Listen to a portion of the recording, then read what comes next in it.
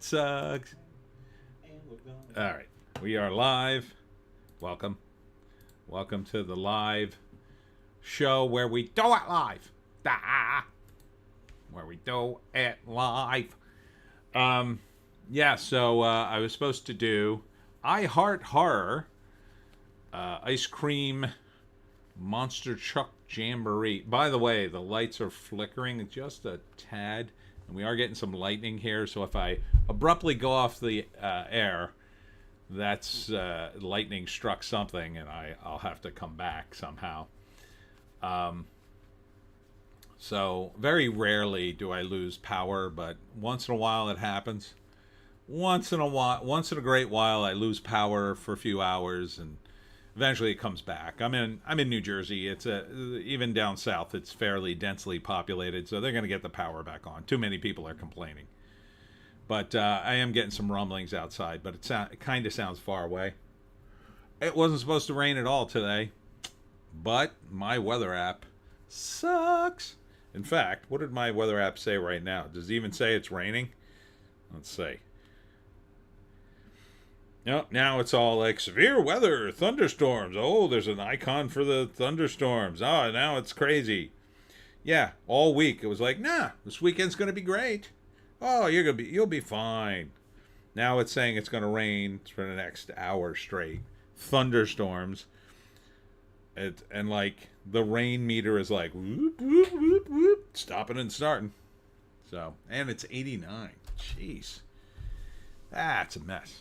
It's a mess. So yeah, I Heart Horror event was canceled for today, postponed to July 7th, which is the first thing I'll have to do so far in July.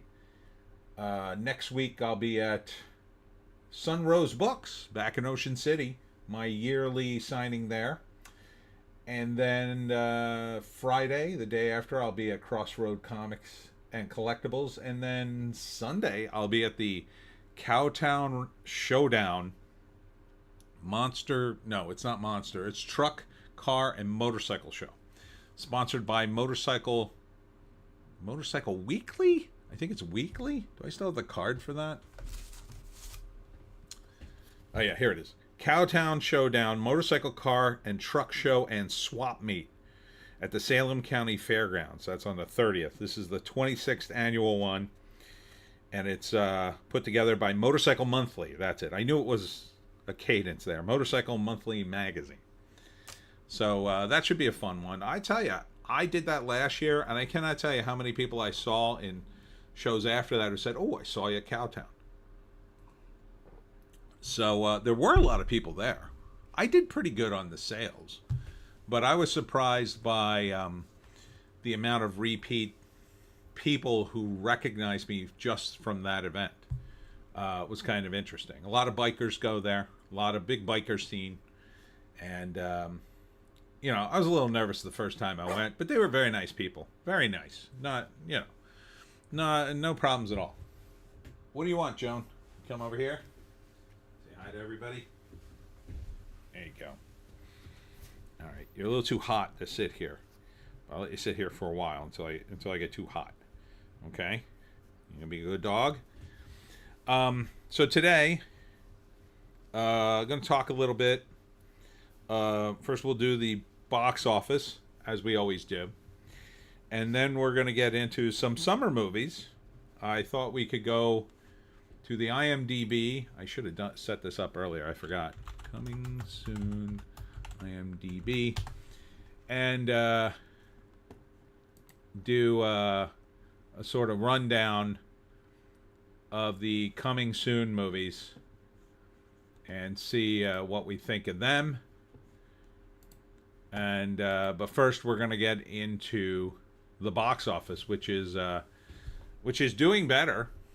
Doing better. Everybody out in Hollywood's got to be like, oh, thank God.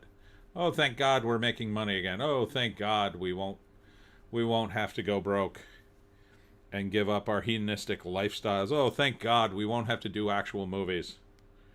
We won't have to do actual stories and hire good people. We can go back to putting out crap, which is probably what they're saying, Joan. Probably. Yeah. Yes, Joan.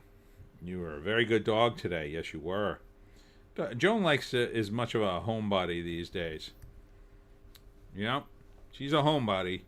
She prefers to stay at home, and then her occasional WALK. Um, what else went on this week? Are we at 7 yet? Yeah, we're just at 7. Nothing really much this week.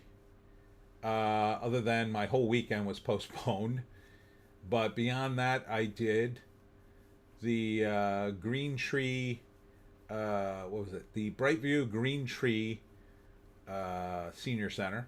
That was on Thursday, and then I went to the Piccadilly Inn, and I did a members only video about that. It was some fun stuff that happened there.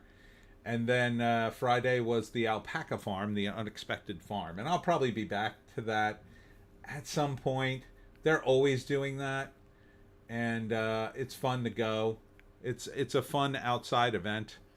It's only for a few hours, and it's kind of hot, but you don't have to stay long. And they got food and produce and alpacas, and I do my talk around the circle, and people enjoy it. So we've been having a good time doing that. So we'll see.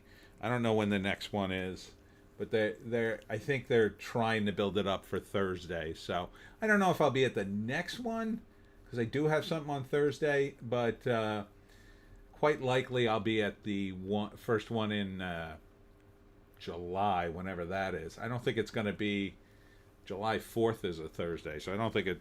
Well, they might have one. I don't know. I ain't got nothing to do on the 4th. What about you, Joan? You got anything to do other than hide under the bed until the noises stop? Let me change this. This has to say live chat rather than top chat.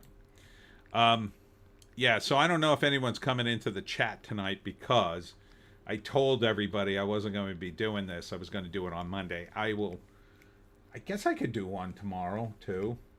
I don't know what I'm going to do it about, but maybe I'll do one on Monday just because I feel bad if people made plans. And I don't mind doing other live streams. I do a live stream every day, like Sticks, if I had more time, or I could, I don't know, make more. If I was making his kind of money, you're damn right I'd do a live stream every day. Holy cow, he's making some money. But I'm not that informative. I keep talking about myself and the dog and my books, because that's what interests me. All right, Joan, let's get into it. Let's get into the box office. Kind of a shocker, but not really. They predicted it. Inside Out 2. Top of the pops this week. Again, second week in a row with 100 million. This is the second weekend, and this thing has legs all day. Legs all day in Inside Out. Because last week it made 152 million. This week it still cracked 100 million. Impressive score. Impressive score, Inside Out. And let's see how it did overseas. Just better overseas. We're already at 724 million. So I think this is an easy $1 billion. This is going to hit $1 billion. Yep, finally, Disney has a new hit, which makes up for the crap movies they put out, I guess. Plus all the merchandising, I assume, which will come of this. So this is a big win for Disney and Pixar. Pixar wasn't exactly in great shakes either. Because I think, next, if we're looking at 100, basically 200 million this week, we're looking at 100 million next week. I put you at around 800, say almost 50 million. Week after, another 50 million, cracked 900 million. Week after that, 25, then 12, then 6. So you're pretty damn close to $1 billion. I think this will hang on and linger on just long enough. I think it'll crack $1 billion. I don't think it'll crack $1 billion next week, but it'll crack $1 billion. Yeah, we're already at 700 million now. In 2 weeks, we can do another 200 million, I think. over the next couple of months. Yeah, the stuff that's hard to calculate is the weekday stuff because you make a, you know, I mean, right now the weekday stuff is like 10 million. That's pretty good for like a weekday. Pretty good, Joan. Unlike you bad dog. Although you were good today. You were super good today, guarding the house. Um, Not my kind of film. I wouldn't go say it. It is in the most theaters though. 4,440 theaters. Number two, the Bad Boys Ride or Die from Sony. It's got legs too for what it made. It only dropped by 44%. We're at 18.7 million. Not too shabby for an actioner. 289 million worldwide. Definitely made money, I believe.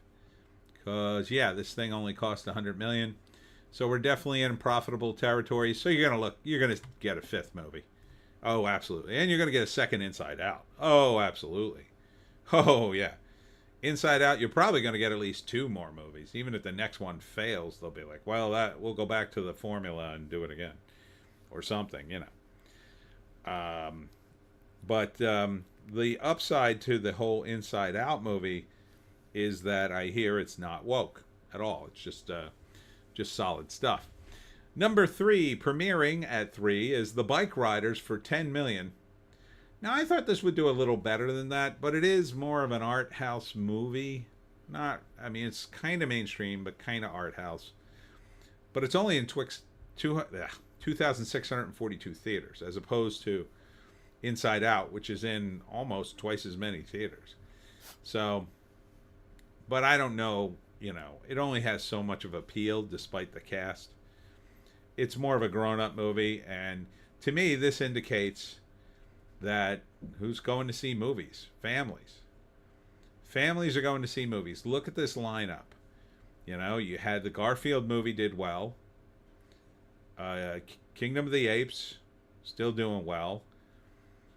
Bad Boys, you could probably it's not a kid's movie, but it's a younger person's movie, so it's definitely skewing. The younger you go, the more, The Bike Riders looks good, has an excellent cast, but it takes place in the past. And that's always going to limit the appeal somewhat. All right, Joe. Here you go. You go play or sleep somewhere else. Every time we go through this. So, the nostalgia for the Bike Riders, it isn't that big in my view, because you're talking the early 60s, 70s. You're talking people who are in their, they're at least my age. And like, really, it's not nostalgia for me. This stuff I heard about, I wasn't there to witness it. I saw it on TV on occasion, but that was mostly in the late 70s and 80s. By then, this era had passed, and it was a romanticized version of it. And this is too, to a certain extent, and like internationally, doesn't seem to be hitting very well. Let's see. Well, it still has new places to open up. I mean, it's not opening in Japan until December. That's weird. I think it would do well in Japan. There's a huge motorcycle culture over there. I would think it'd do very well. Number 4, still at 4, got the Garfield movie at 3.6 million. And doing okay at 230 million with a $60 million budget. Can't beat that. 4 times the budget. You know what I forgot to look at? The budget on Inside Out. What's the budget there? Yeah, the budget is 200 million, but this is going to crack $1 billion. So we're about at the same with Inside Out and Garfield. It made 4 times what it cost. That's a good return on your investment. Good return. Whereas the Bike Riders, I bet they don't list the budget. Yeah, so they don't list the budget unless the profits exceed it, and then they'll list it. Usually. So we'll see. I mean, Bad Boys list the budget. did okay. But you're making more money on Garfield than Inside Out, certainly. And Kingdom of the Planet of the Apes, dropping from 3 to 5. Looks like, yeah, it made its money. Didn't make much. If the formula is any indication, you're looking at 160 million production. If they spent that much on advertising, you're only talking about 60 million in profit, which isn't. I mean, I'd love $60 million, but for a studio, 3.6 million this weekend, and it's in its 7th week, so we're wrapping that up. IF or Imaginary Friend did 181 million, which is above its production budget, which was 110. Is that money? Might be. Although they seem to spend a lot of money on advertising, so maybe not. It's kind of too close to call. Maybe by the time it's done, I mean, it's in its 6th week. It'll probably be out for another couple of weeks. 2.7 million this weekend. You might squeak out another 10 million.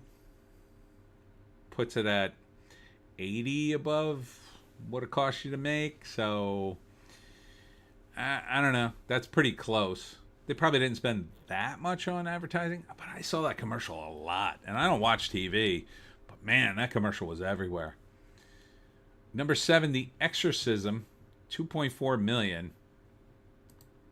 Is this the one with Russell Crowe? Yes, it is. I don't know why he keeps doing these movies, but so in this one, he plays an actor in an exorcism movie who gets possessed. Talk about your method acting. Am I right? So, yeah. Yeah, so 3.9 million. That's probably not money. That probably doesn't cover the bacon that they're feeding Russell Crowe. Gotta lose some weight, buddy. Gotta lose some weight. Worried about you.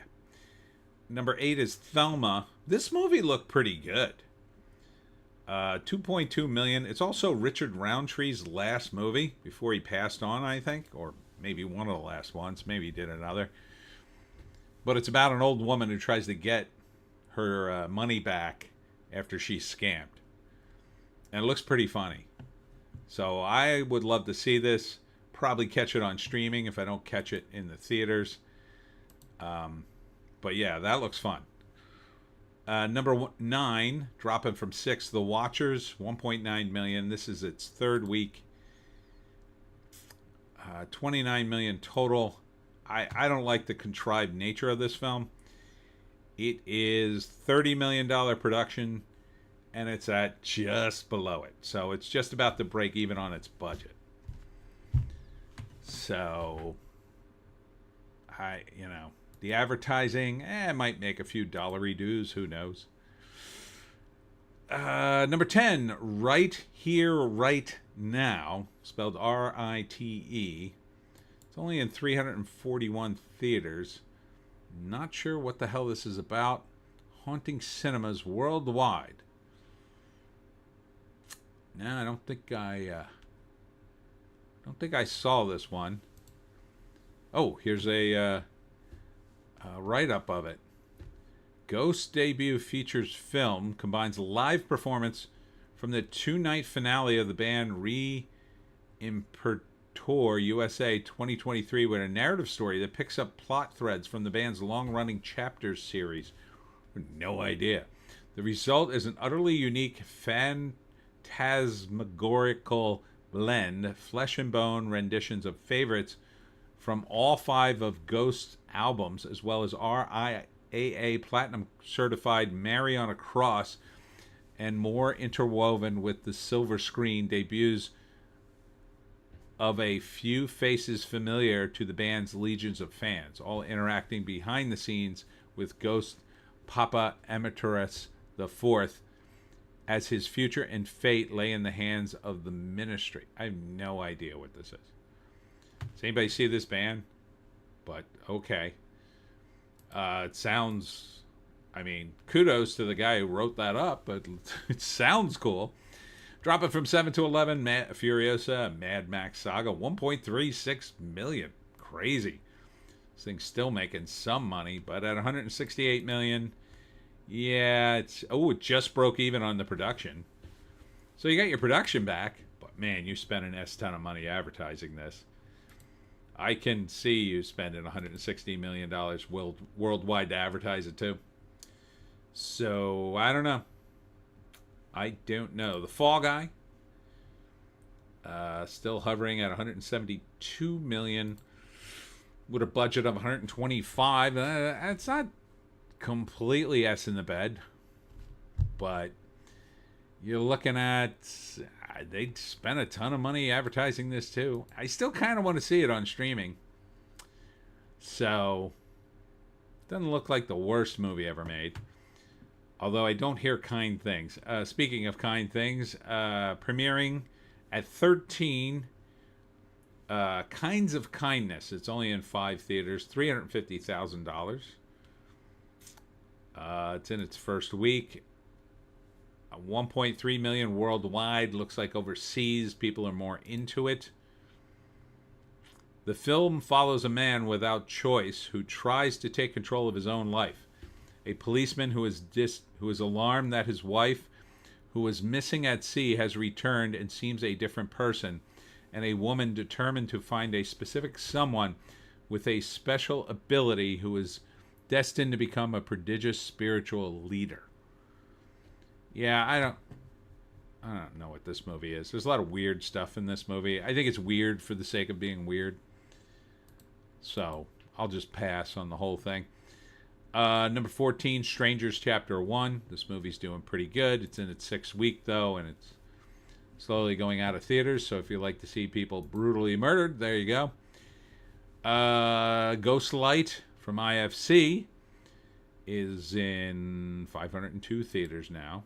It's in its 2nd week.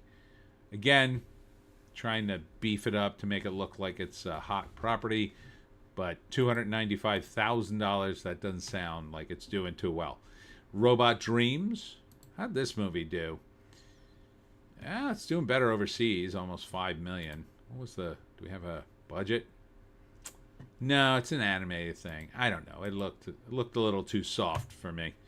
I saw the TV Glow, and I keep reading that this is supposed to be a trans allegory. Is that?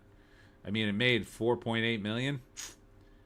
It could cost that little. Teenager Owen is just trying to make it through the life of suburbs when his classmates introduces him to a mysterious late-night TV show, a vision of a supernatural world beneath their own.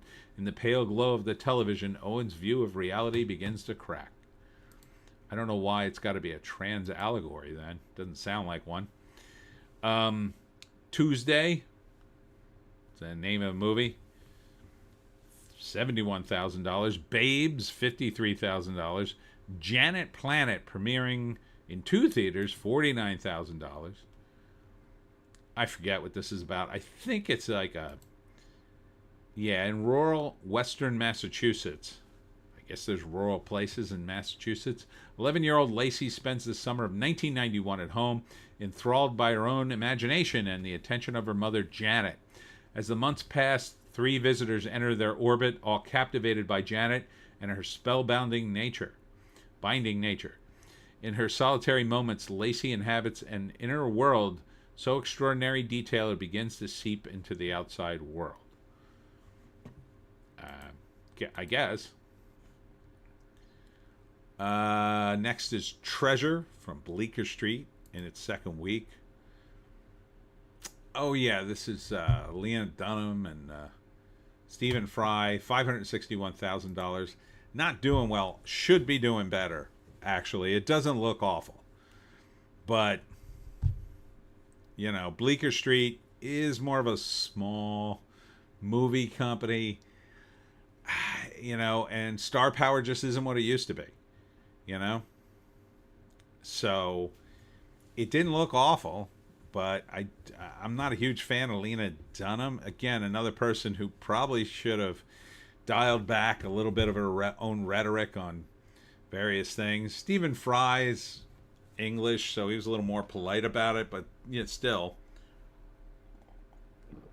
So now here you are, two lefty people starring in a movie, and like Stephen Fry is playing a guy who's from Poland. I don't think he's Polish. Maybe he is. I don't know. You know, and it's like, what happened to all the lefties screaming on the internet? Oh, you can't voice this guy because you're not the same race. No, you can't voice this guy because you're not the same gender. And then, then it comes to celebrities. It's like, oh yeah, just silence. So I have a real problem with that. Like, unless those same celebrities denounce that sort of behavior, which I don't know, maybe they have. I could see Stephen Fry doing it. He's pretty intelligent. Lena Dunham is just so, to me, such an oddball. Then there's Ezra. That's that Benedict Cumberbatch movie, $28,000. In a Violent Nature, this did not do well. I thought it would. I mean, it looked kind of high-end slasher movie, $19,000 in its fourth week. All this stuff's coming out. Civil War, which somehow made money, it's in its 11th week. When will it just go away? Vampire... let me see if I can read this. Vampire Humanist Chirichi Suadair Constant... That's not name of the movie in English. It's a French vampire film about a young vampire who doesn't want to kill people, needs to feed, and wants to find someone who is, let's say, tired of life and willing to do it voluntarily so she can feed. And so she finds this teenager who doesn't like his life, and I think they fall in love. It's a French vampire comedy. It doesn't look bad. Now here it's saying it's in its 25th week. I assume that's overseas because it's the first I've heard of the movie. So I think it's got three theaters here. So what did it do? Yeah, overseas it didn't do well. $36,000. It's been in 25 weeks. That is not good. But we'll see. And then finally, Green Border, $7,000 in one theater, did $217,000 overseas. In a treacherous swamp and swampy forest that make up the so-called Green Border between Belarus and Poland, refugees from the Middle East and Africa trying to reach the European Union are trapped in a geopolitical crisis cynically engineered by Belarusian dictator Alexander Lukashenko. In an attempt to provoke Europe, refugees are lured to the border by propaganda promising easy passage to the EU. Finding themselves pawns in this hidden war, the lives of Julia, a newly minted activist who has given up her comfortable life, Jan, a young border guard, and a Syrian family intertwine. Okay. This feels like propaganda for the... feels like pro-immigration propaganda. Here's what you do to stop the immigration problem. Stop bombing other countries. Stop creating war in the Ukraine and Syria and all these places. And then guess what? They have no reason to leave and start new lives. Think of that. How about that? Leaving people alone and helping them in their own countries, perhaps. Crazy, I know. I'd like to not bomb people. But apparently many people disagree with me. So that is that. So that is the box office this week. Oh, and the total was pretty good. $150 million. Well, that's better. That's better. Things are looking up for Hollywoke. We'll see how things go in the next few weeks. But Inside Out 2, no denying it, is a hit. But what's coming up in movies? Let's see. I think I clicked on the wrong thing. Upcoming movies. This is what I want. Okay. Let's see. List order. Number of ratings, release date. That's what I want. Okay. Here's what's coming up this summer. I think. Is this? No, I don't think this is. Gosh. Okay. Upcoming movies 2024. Let's try that. 2024 movie release dates, theatrical streaming. Okay. Let's try this. All right, here we go. This is what I want. Okay. So what are we at here? We're at June 23rd. So what came out this week? The Bike Riders, Trigger Warning on Netflix. Thelma in theaters. Kinds of Kindness. She Rises Up. Didn't see that in theaters. Bread and Roses on Apple TV. What Remains in theaters and VOD. Fancy Dance, Apple TV Plus. And Janet Planet. June 25th, I Am Celine Dion. So all you Celine Dion fans could look forward to that. Not for me. June 28th, Blue Lock the Movie. I have no idea what that is. Daddy-O. Not sure. Sounds familiar. A Family Affair on Netflix. Horizon, an American Saga. Now, Razor Fist is touting that this is going to be a return to form for Kevin Costner. Like, super good Western. Might have to check that out. Janet Planet, wider release. Last Summer, A Quiet Place, Day One. I think this will do okay. I don't know. Is it a big enough franchise? It just didn't seem to do that well. Hitting July 3rd, Beverly Hills Cop, Axel F. from Netflix. Oh, here we go. Stranger Mosh is here. Might as well call it EU propaganda film number 23. Yes. And Indie Phantom is here. Hey there. Trigger does still have hot Jessica Alba. Ooh, let's see what Jessica Alba looks like these days. Horizon has awesome buzz. It certainly does. Razor Fist doesn't like anything. But he likes it. I mean, that's going to be some hot movie. And speaking of hot, let's see Jessica Alba here. Now that looks like an old picture of her, but she's looking good. I think that's an old picture, but looks good. Looks good there. Yeah, she's looking good these days. Cute. Still cute. Still very cute. Not really showing her age. She's only in her like 40s, right? Oh, here's the trigger warning. She looks good on that poster. Okay. Yeah. Okay. Yeah, I would still date Jessica Alba. Of course. Of course. So Beverly Hills Cop, Axel F. I have zero confidence that'll be good. I mean, I love the first one. Second one's pretty good. Third one, I think they really kind of effed it up. Now, maybe this is a return to form, but I don't know. Despicable Me 4, it's probably going to do pretty good. I mean, I haven't watched a single Despicable Me related movie or Minion movie, but it's, I don't know. It seems to be popular. People seem to like it. Doesn't seem to be particularly woke or anything. So maybe. Space Cadet. Is that, yeah, that's like some hot chick tries to go to space. That looks pretty damn stupid. Wouldn't watch that. We're going over to the summer movies, by the way, guys. July 5th, Maxine, Max XXXXine in theaters. I might have to see this movie, but I got to go back and see the other movies. But looks kind of cool. July 11th, Tyler Perry's Divorce in the Black. Looks kind of boring, quite frankly. It looks very by the numbers. Indie Phantom. Axel F looks fun to me. Crazy not to be theatrical, though. Eddie's been out of the theaters for a long time. I don't know. I love Eddie. I loved him in... I tell you what I loved him in was Bowfinger. Man, he was great in that. And him and Steve Martin were just so good. I wish they'd done another movie together. But, you know, they just did Bowfinger. I don't know if he can still do Axel. It just...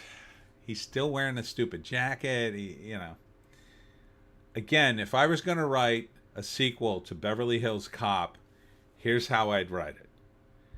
Okay? The first movie is Eddie going to Beverly Hills. He's a fish out of water cop, Detroit style cop, doing all the blue collar kind of things a Detroit cop's going to do in Beverly Hills, right? So I thought a great pitch would be to do the opposite. The two Beverly Hills cops come to Detroit, and they're after whoever they're after, some killer or whatever. But see, in the old movie, like, he goes to Beverly Hills and they're all like, ooh, don't shoot people, Eddie. You know, they're all like a little hands off and a little too easy on people, and Eddie shows them to get back to their roots. But then it could be the opposite, right? So Eddie is like in Detroit fighting these like gangsters, doing all this like grungy cop stuff, and then the Beverly Hills cops come and they're like a little too soft, but they teach Eddie like, well, maybe you gotta ease up a little bit. And because he does, maybe he's going a little too hard, and teaches him sort of like maybe Axel's on the verge of like really crossing some lines, and they pull him back. I think that would be a good movie, like from a character perspective. And then you could introduce some more characters around Eddie that would, Axel, that would know him, and we could get a little more about his character, which we never really do. I think that would be a lot of fun. But anyhow, Indie Phantom. This brings back key cast, but I don't think Axel F. Director did anything yet. Yeah. LeMay is here. Hello, LeMay. Another Tyler Perry movie about black people getting a divorce. Did he do another one? I guess. I don't know. It looks pretty by the numbers and looks kind of boring, quite frankly. Indie Phantom. Maxine XXX. X should be cool. X was decent, but Pearl is overrated, and suddenly Mia Goth is not doing nudity. Boo. Boo, Mia Goth. Do nudity. Be cool. Be cool about your boobies. Because look, director is her boyfriend, so pussy whipped? I don't know, Young actresses and models are always the same. They're like, oh, I'm 25 and I have a gorgeous body, but don't you look at my boobies. Oh, you're going to see my boobies? Well, to get my career started, you can see them. Oh, now that my career started, oh, no more boobies for you. Oh, no, I'm a serious actress. And then they hit like 50. Oh, don't you want to see my boobies? Here they are. That's what Heidi Klum's doing. Heidi Klum was on that hot sauce thing and like ripped off her top. So she's sitting there in a bra. Do you think Heidi Klum for a second would have done that if she was still 22 and the hottest model in the world? No way. No way would she take off that top to eat hot sauce on a YouTube channel. No way. At 22, you're out of your mind. No, but now that she's 50, oh yeah, she'll take off her top. Oh, I need attention. See, I'm still hot. That just kind of cheeses me off. Like, once you've crossed the Rubicon of showing the boobies, just show the boobies. What are you hiding? What are you hiding? Boobies are entertainment. Boobies are entertainment. Show us the boobies, please. Indie Phantom. Goth has weird S on her face, but would hit it. Sure. She's hot. I think she's hot. Yeah, the face thing would annoy me, but I would also overlook that. Heidi Klum, totally my age range. Totally date. I would date the hell out of Heidi Klum. Indie Phantom. I wouldn't let her take off her top on a TV show, though. I'd be like, enough of that. No, Heidi, you can't. No.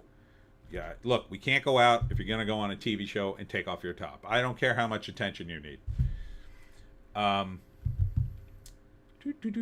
Stranger Mosh. Your Heidi Klum impression sounds like Mickey Mouse. Hi, kids. Ha, ha, ha. It is. Indie Phantom. The summer is slim on movies. Kinda. Yeah, half of them are on streaming platforms. July 12th. The Convert in theaters. That's, what's his face? Guy Pearce. Long Legs in theaters. That's Nick Cage as a serial killer. Maybe. Fly Me to the Moon. That looks boring. That's Channing Tatum and Scarlett Johansson. There's someone whose boobies I would like to see. I bet we see him, though, when she hits 50. Descendants. The Rise of Red. Not sure what that is. Indie Phantom. Inside Out 2. Still bringing in the wine moms. I think people are taking their kids to the movies. It's the summer. And for once, it's a safe movie. It's something they already saw, so. And Sing Sing in select theaters. July 18th, My Spy, The Eternal City. This is the sequel to that Dave Bautista movie. Looks pretty bad. I mean, the first movie looked bad, but this one looks somehow worse. Skywalker's a love story. I don't think I know what that is. July 19th, Find Me Falling on Netflix. Transformers High Moon in theaters. That's a Transformers movie, I guess. And Twisters with an S in theaters. Twisters is not going to do as well as Hollywood thinks it's going to do. Even with Glenn Powell in the lead, I think you shouldn't have made this movie. I think disaster movies are mostly done. And one called Twisters, I just don't think they're that exciting. Glenn Powell's a good choice. He might carry the movie. He might carry it across the finish line to a decent showing, but I doubt it. Indie Phantom. I say that about Inside Out 2 because analysts reported the audience was fewer than 25% children. Really? Wow. That's astonishing to me. So wine moms are going to see this stupid thing. Wow. That just sort of blows me away. Huh. Who are these people going to see Inside Out? I guess it's the remaining Disney audience. They came out with a statistic the other day on action figures saying that adults outnumber the preschoolers who are buying toys or getting toys. It's just, I knew it was bad, but, there's a stat in comics that's been around for years, and that was 50% of the audience is above, this was in the 90s, 50% of the audience was above 18, and 50% was below it. And I bet that would skew more to the above 18 now, more like 60-40. So, yeah, the people who are buying this crap are adults who are collected and are just into it. LeMay, Descendants is a spin-off series about the teenage children of Disney heroes and villains. Oh, I guess. Indie Phantom, and 62% were women over 30. Barbie crowd. Interesting. So maybe they started, I don't know, little movie clubs where they all go to the movies together and then get loaded at like Applebee's afterwards. Yeah, let's go to a movie and then we'll go to Applebee's like we did for Barbie. I'm so down for that. Which is why every movie theater should have a liquor license and sell booze. They'd make good money, and then maybe they'd make better movies. July 23rd, The Good Half. I'm not sure what this is about. I passed on doing it as a trailer reaction, but I figured it would come around again before it actually released. No, maybe I'll look at it. July 26th, Deadpool 3 and The Fabulous Four. The Fabulous Four, by the way, does not look fabulous at all. Another old women movie. Bette Midler. I want to say Jane Fonda. Who the hell else is in it? Bunch of old ladies. I forget. I can't click on it like the IMDb one. Yeah, I looked at the trailer reaction. It looks awful. Looks god awful. But Deadpool 3, I was initially very excited about it. Stayed mostly excited about it throughout its promotion. Now I'm starting to hear buzz that it's not that good. I know. People are saying on Twitter that Wade, Deadpool, is a failed used car salesman who loses his girlfriend, which kind of undermines the first two movies. Indy Phantom, another 80 for Brady. Yes, exactly. That's exactly what it is. Or Diane, one of those Diane Keaton movies they keep putting out. But there is an audience for it, so what are you going to do? But the Deadpool 3, apparently Wade is kind of not cool in it, you know? He's trying to, I don't know, have a job, but he loses his girlfriend. Like, his girlfriend was key to that character for the first two movies. And now you're going to tell me he's losing his girlfriend. She gets another guy. Yeah, no thank you. That doesn't sound good. Doesn't sound good at all. And then, yeah, I don't know what they do to Wolverine, but so I'm a little worried about Deadpool 3 now. I have a sneaking suspicion it could go like The Boys. I mean, look at what happened to The Boys. The Boys was one of the most hardcore, irreverent comics they ever published. And deconstructed superheroes and went after them and just raked them across the coals until there was nothing left. And even that apparently has been completely wokeified, or at least partially, which is enough for a property like that to go woke when it's very much designed not to go in that direction. It really was not designed to go in that direction at all. It goes completely against the design of the characters, and they deviated from the comic book plot, which was much better in my view. And yeah, so now people are bailing out of it. The producers are insulting the fans. It's like they wound you up, got you interested, only to go, okay, now we're going to undermine everything and ruin it. So, Indy Phantom, he loses his girlfriend and starts a bromance with Wolverine. Yeah, like, sorry, I don't see that working for what they built up. He went through 2 movies to get her back. He went through 1 movie to get her, a movie to get her back. It should be another movie where he has to save her again. It should be. And you can still have the bromance with Wolverine. I mean, there's no reason he can't do both. No reason whatsoever. So, and in fact, they could start the movie out by, telling him if he doesn't do what he needs to do in the movie, they'll just make her disappear out of the timeline or whatever. So, but when the studio tells you to do something, I guess you're stuck doing it. Once you're in that world and making that kind of money, there's a price to be paid for everything. All right, looking at August. Cuckoo in theaters. Yeah, I think I saw the trailer for this.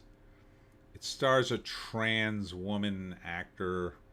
It actually didn't look that bad. But I'm not sure if the trans woman is playing a trans woman,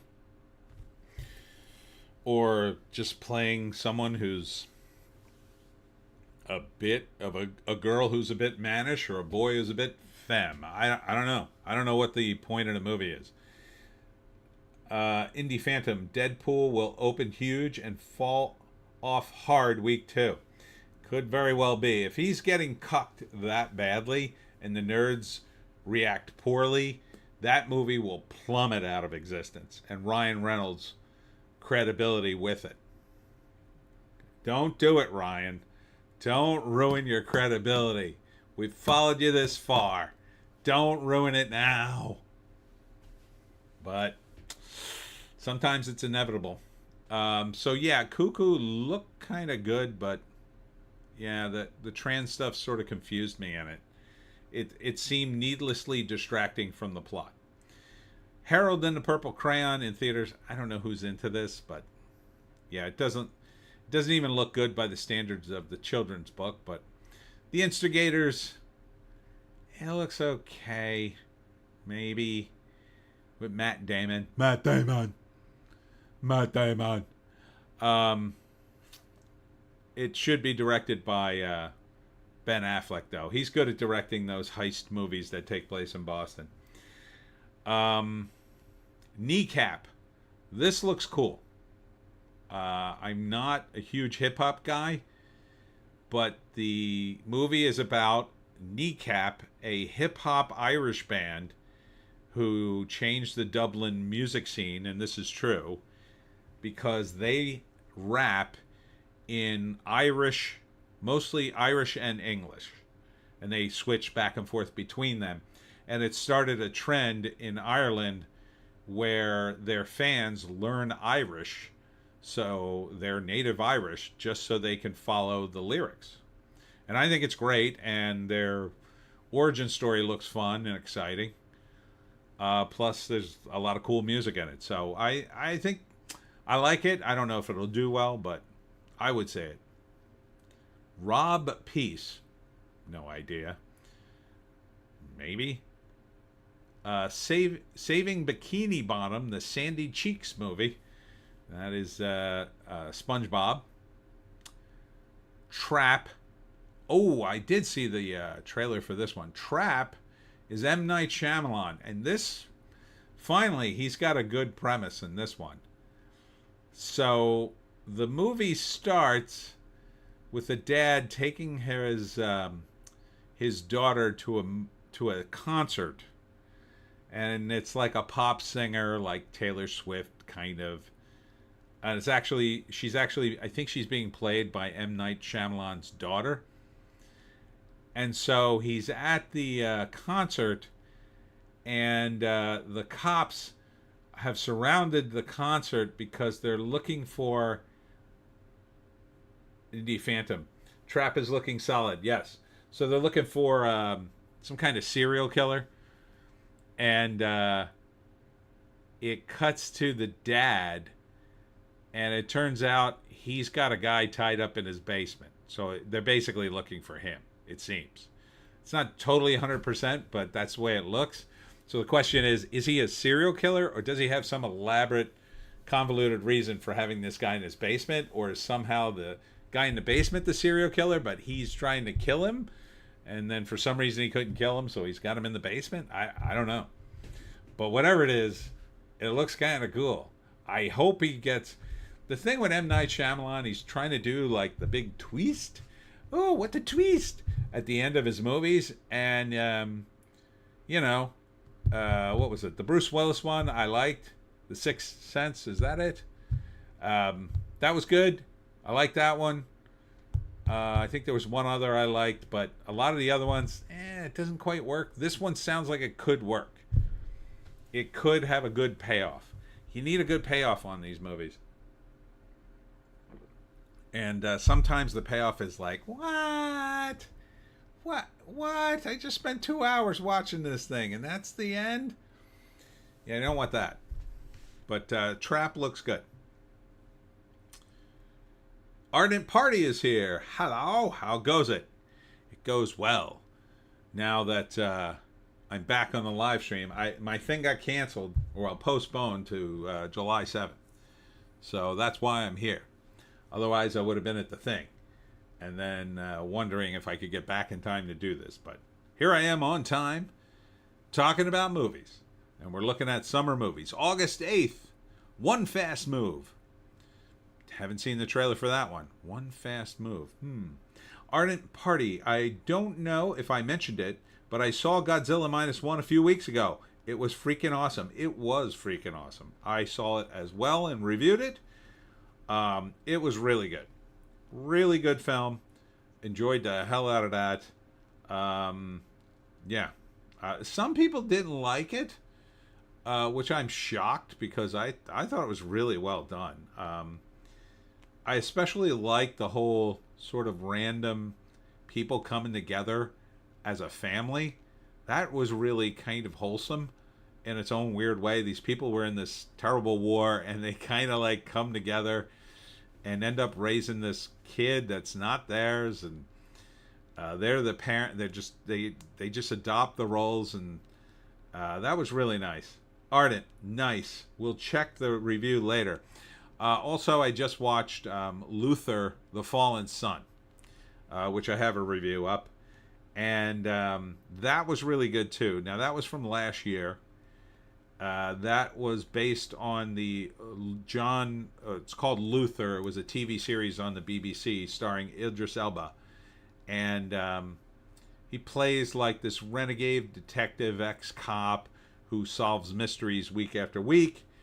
And then in this one, he goes up against a serial killer played by Andy Serkis. And normally I don't like Andy in a lot of movies. I like him in Lord of the Rings. I kind of like him in Planet of the Apes, even though I haven't really seen it. But he's good in it. He's good at what he does. But as an actor, I've seen him in a bunch of other movies. I didn't really like him. I didn't like him as Claw. I thought he was too over the top. There was one other movie I forget. But in the Luther movie, he's so good in this. He is this serial killer, and he is out of his mind. Out of his mind. Really good script. I had a couple of problems with it, but overall, really enjoyed it. So check out Luther, the Fallen Son, especially if you're a Luther fan. I think you'll like it. August 9th, Borderlands. Okay, this movie. This is the one based after the video game. I don't know how well this is going to do. I just don't see the plot. It's fine for a video game, but for a movie, it seems way too convoluted, and it seems to have a lot of people in it. They just seem to throw a bunch of money at it, say, hey, let's do another video game movie, and let's put all these actors in it and hope something works. Doesn't seem like it's going to have a good story. So, and it also seems a little girl bossy as well, which I don't like. So, that's coming out if you're a huge Borderland fan, I guess. The Instigators, didn't they list this already? Yeah, they in select theaters in August 2nd. Oh, and then in August 9th, it drops on Apple TV. Okay. It Ends with Us in theaters. That's some romance movie. My Old Ass and Amazon Video. That sounds like a comedy. August 15th, Jackpot, also on Amazon. A lot of Amazon stuff coming out in August. August 16th, Alien Romulus in theaters. Doesn't look good. Nah. Look, if you've never seen an Alien movie, I bet it'll be good for you. But nothing's going to beat the original. I'm sorry. The original was a classic. It's so good. The sequel's pretty good. At this point, I'd call that a classic too. Everything after that, might as well throw in the trash. This is just like, well, it's aliens. Again, they don't do anything different, and the times they've tried to do different things, they kind of screwed it up. I mean, Prometheus really screwed up that franchise, in my view. It just doesn't work. And people do the stupidest thing in an alien movie. They do the stupidest, dumbest things. Here's what I'd do if I was trapped in an alien movie. Oh, there's aliens here? Let's leave. Let's leave and firebomb the planet. That would be the whole movie. Like, okay, I'm detecting the alien life forms. Oh, yeah, no, we don't want to go down there. But there are people there. They're all dead. They're all dead. I'm firebombing the planet right now. Beep, beep, beep, beep, beep. That would be it. We can't pick them up. They're all contaminated. Indie Phantom. Are alien movies still making bank? That's an excellent question. I don't know. I mean, I don't think the last one did. Let's see. Let's check the numbers on that. See what happens if I type in alien. Uh, let's see. So Alien made 186 million worldwide in 1979. That was good money for 1979. Let me tell you something. Do they have the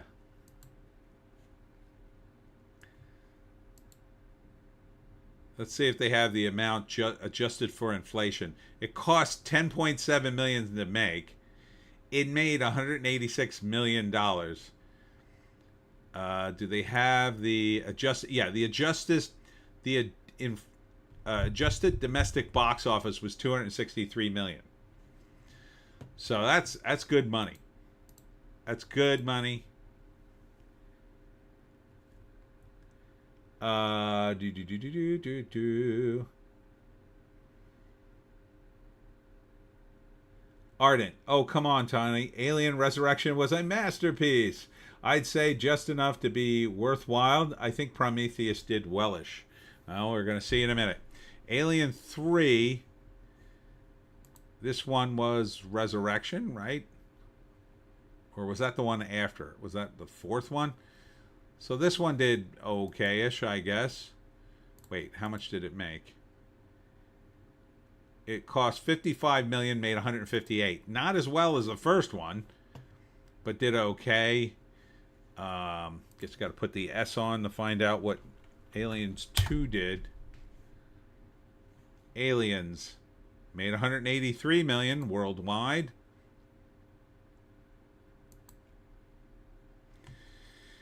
Cost 17 million. So that's not bad either. So 1 and 2 and 3 made money too, which is why they probably, let's see, Alien, what was it? Alien Resurrection. Is that on here?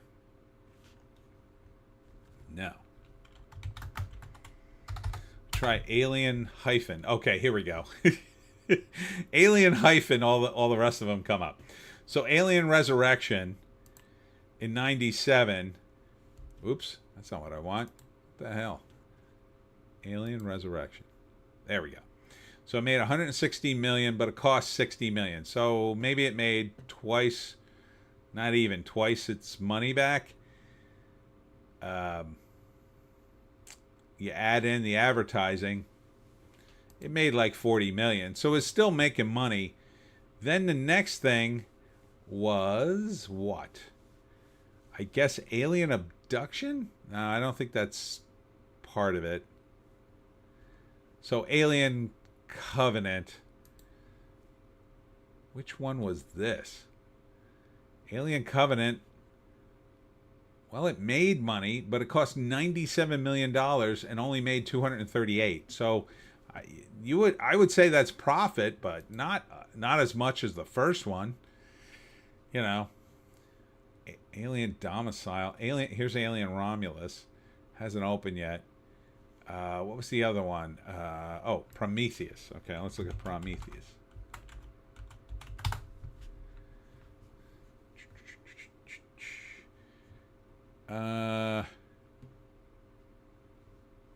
Prometheus. There we go. Prometheus did 402 million, cost 125. Yeah, that's still money. Man, that movie sucked. I hated that movie. Ardent. 3 was Prison Planet, Bald Ripley. Yeah, 3 had a good initial premise, but they got tied down in negotiations with Sigourney Weaver. They wouldn't give her money, so they cut the money from the budget. This is the story I heard. They cut the money from the budget to give it to Sigourney so she would be in the movie again. That was the first thing that happened.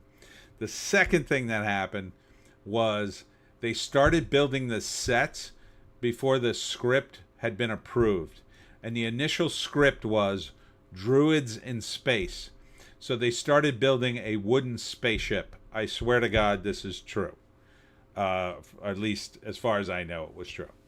So they started building a wooden spaceship, in sets and stuff. Until somebody came on set and said, "What the hell are you doing?" "Oh, we're building this wooden spaceship. They're space druids." And then he said, "You idiots, you can't fly a wooden spaceship. You can't get a wooden spaceship into space." And so apparently that cost them a bunch of money. But the initial premise was that the alien adapts to whatever species it gestates in. So the idea was that the druids had animals on their ship, and they gestate in 3 different animals. Now, the movie that they put out only had one animal. It was an alien dog, essentially. So it had dog powers. But we know that there were 2 other animals that they cut from the movie because they didn't have the special effects budget, and that was an ape and a bull, because they made the toys. They had already put the toys in the pipeline and made them, but they never put them in the movie because they didn't have the budget to do the effects. That would have made it a much better movie to me, but Ardent Party, too bad Cowboys vs. Aliens isn't in the same universe. I hate that movie with a burning, fiery passion. Cowboys and Aliens sucked so much, in my view. Indie Phantom, last one was Alien Covenant. Yeah, I think that's the one who lost money. Or didn't do well, anyway. Let's see. Oh, wait, there it was. Alien Covenant is also listed as Prometheus 2. No, this made money, too. Didn't make much, but it made money. Ardent, Alien 3, then Resurrection. Ardent, Prometheus was a graveyard of good ideas. Yeah. Ardent, bahaha, wooden spaceship. That's what I heard. LeMay, LOL. Magic could be the reason. Storebang. Hey, Storebang. Just tuned in. You talking about Spaceballs? Not yet, but thanks for bringing it up. They're making a sequel to Spaceballs. The good news is... Ardent. Yeah, Covenant was trash. It looked bad. The problem is they're all the same movie. That's the problem with Alien. It's all the same movie. Oh no, there's an alien. Oh, it's going to kill us. Oh, we got to get out of here. Oh, it's killed a bunch of people. Well, I escaped. The end. Like, that's the whole movie. There's not much you could do. The animal thing would have been a new angle, which wouldn't have broke the canon of the aliens. The problem with Prometheus, to me, is it broke the canon. They had set up this canon, and then they tried to sort of retroactively say, well, it's a bioweapon, it can do all these other things, too. Like, I just wasn't buying it. Ardent. There what? Happy noises. Indie Phantom. Oh no, Josh Gad balls. Yeah, the good news is Mel Brooks is involved. The bad news is, so is Josh Gad. Ardent. Sad noises. It is sad. Yeah, I don't know. He was funny, kind of. Storebang, monster in the hall trope. Josh Gad was kind of funny when he was... I mean, he made his bones in the Book of Mormon. He was one of the main guys in Book of Mormon when it first hit Broadway and when it was a huge hit. And that's why Hollywood came a-calling. They recruited him, which is smart. I mean, the Broadway guys, if you get a good one who's popular, you could make the lateral move towards movies. And but, I don't know, his politics are pretty toxic. Pretty toxic in my view. Is he going to shut up, or is he going to do comedy, like the kind of comedy that was in Book of Mormon, that was no holds bar and go after everybody? Or is he going to use it for a platform to make fun of Donald Trump and like, come on, dude. I think unfortunately, we may already have the answer to that question just because it's him. Now, Mel, he's in his 90s, but he's pretty spry. He might have the ability to put the kibosh on that. But Mel's not exactly a political guy. I assume he leans very left, although I don't know his political leanings. And good on him for me not even knowing. But maybe he'll veto that, and we'll get something that's relatively funny, and Josh Gad will just be in it. He is capable of being funny. when he gets out of politics. So, but then again, so was Stephen Colbert, and then he, well, you know. So, if we can avoid, if he can say to himself, "Hey, we're going to do Spaceballs, and we're not going to make it political at all," maybe. All right, where were we on the list? Got to get through the rest of the summer here. So, Alien Romulus, looks like the same damn thing. Just looks like a remake of Alien. That's all it looks like to me. With different people and better effects, and probably not nearly as great a performance. Close to You, I think that's that Anne Hathaway romance movie. Indie Phantom, Spaceballs 2 will have a Trump D-joke. Yeah, that would be sad. That would kill it. I mean, it would absolutely kill it. 50% of the audience would hate the movie and refuse to see it, and I would be in that audience. The other 50% of the audience, I think 25% of the audience will say, I'm tired of this. Not that they suddenly like Trump, but that they're tired of being beaten over the head with that joke. And the other 25% will love it, but will they go see it? Well, that 25% will skew probably pretty young, and they may or may not go see movies anymore. Movies are so over until they give these people something new to see. I mean, look, Inside Out 2 did well, but look at who it did well with. Wine Moms. So, you know, is that going to translate to anything down the road? I don't think so. Maybe an Inside Out 3, but it's not helping the movie medium overall. They need to change the movie experience. The Deliverance in select theaters. I don't think it's the Deliverance we know. The Deliverance. But let's check. Hopefully they're not doing some sort of crazy remake. IMDb. The Deliverance. The Deliverance.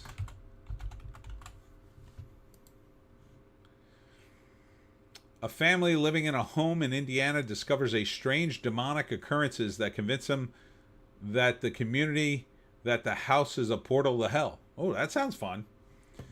That sounds like a fun movie. Not really a summer film, but whatever. The Good Half. Horizon and America's Saga Chapter 2. Again, good buzz, so hopefully this will be a nice follow-up. And then The Union on Netflix. I'm not sure what that is. Mark Wahlberg. Mike, a down-to-earth construction worker from Jersey, is quickly thrust into a world of super spies and secret agents when his high school ex-girlfriend Roxanne recruits him on a high-stakes U.S. intelligence mission? Okay. So, a construction worker gets recruited to be a spy. All right. Hey, I'm Mark Wahlberg. How you doing? How's your mother? That's my Mark Wahlberg, everybody.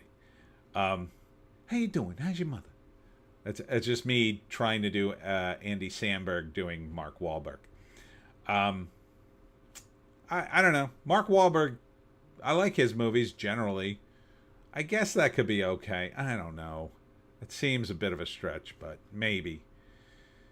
August 23rd, Between the Temples. Blink Twice, formerly Pussy Island. Okay. Let's see what this is. Blink Twice. Oh, okay. This is that stupid Channing Tatum movie. It was called Pussy Island.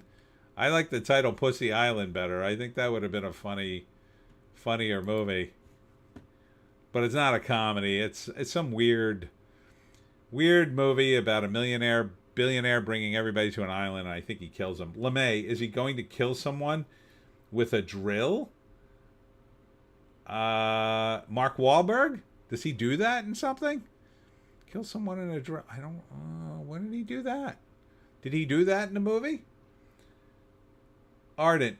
NGL, I'd watch a movie called Pussy Island. Yeah, I'd watch one. I'd be like, oh, Pussy Island. What's that? Ooh, what's that all about? You know why I'm watching it, but that's how they get you. Yeah, a good title does a lot, I think. Incoming. I don't know what that is. The Crow. Okay, so The Crow, August 23rd. I think we're all agreed that this movie's going to tank and probably going to suck. It has terrible buzz. Everybody absolutely hated the trailer they dropped. I don't know what they're going to do to fix this unless they went back and did massive reshoots or used CGI to put a wig on Bill Skarsgård so he actually looks like the Crow, and then maybe erased all his tattoos. I don't see how you can make this work. Ardent, yeah, I'd expect it to be about cats.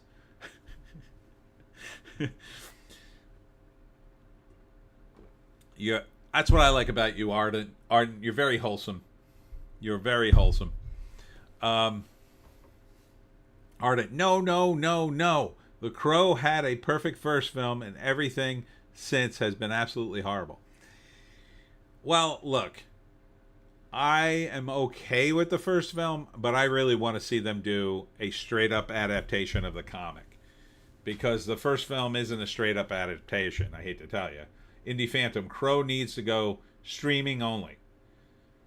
Probably will at the rate it's going. But, yeah, a straight-up adaptation of The Crow would be good. One movie, 2 hours, and it's over.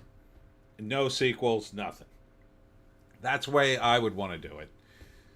Ardent, LOL, I'm only wholesome in your chat. You should hear the filth I can produce in person. Don't ruin my vision of you, Arden. I see you as a wholesome character. A wholesome Canuck. Walking across the ice floes in Canuckistan, Canada. Eating your fish and making your snowmen. That's my view of Canada.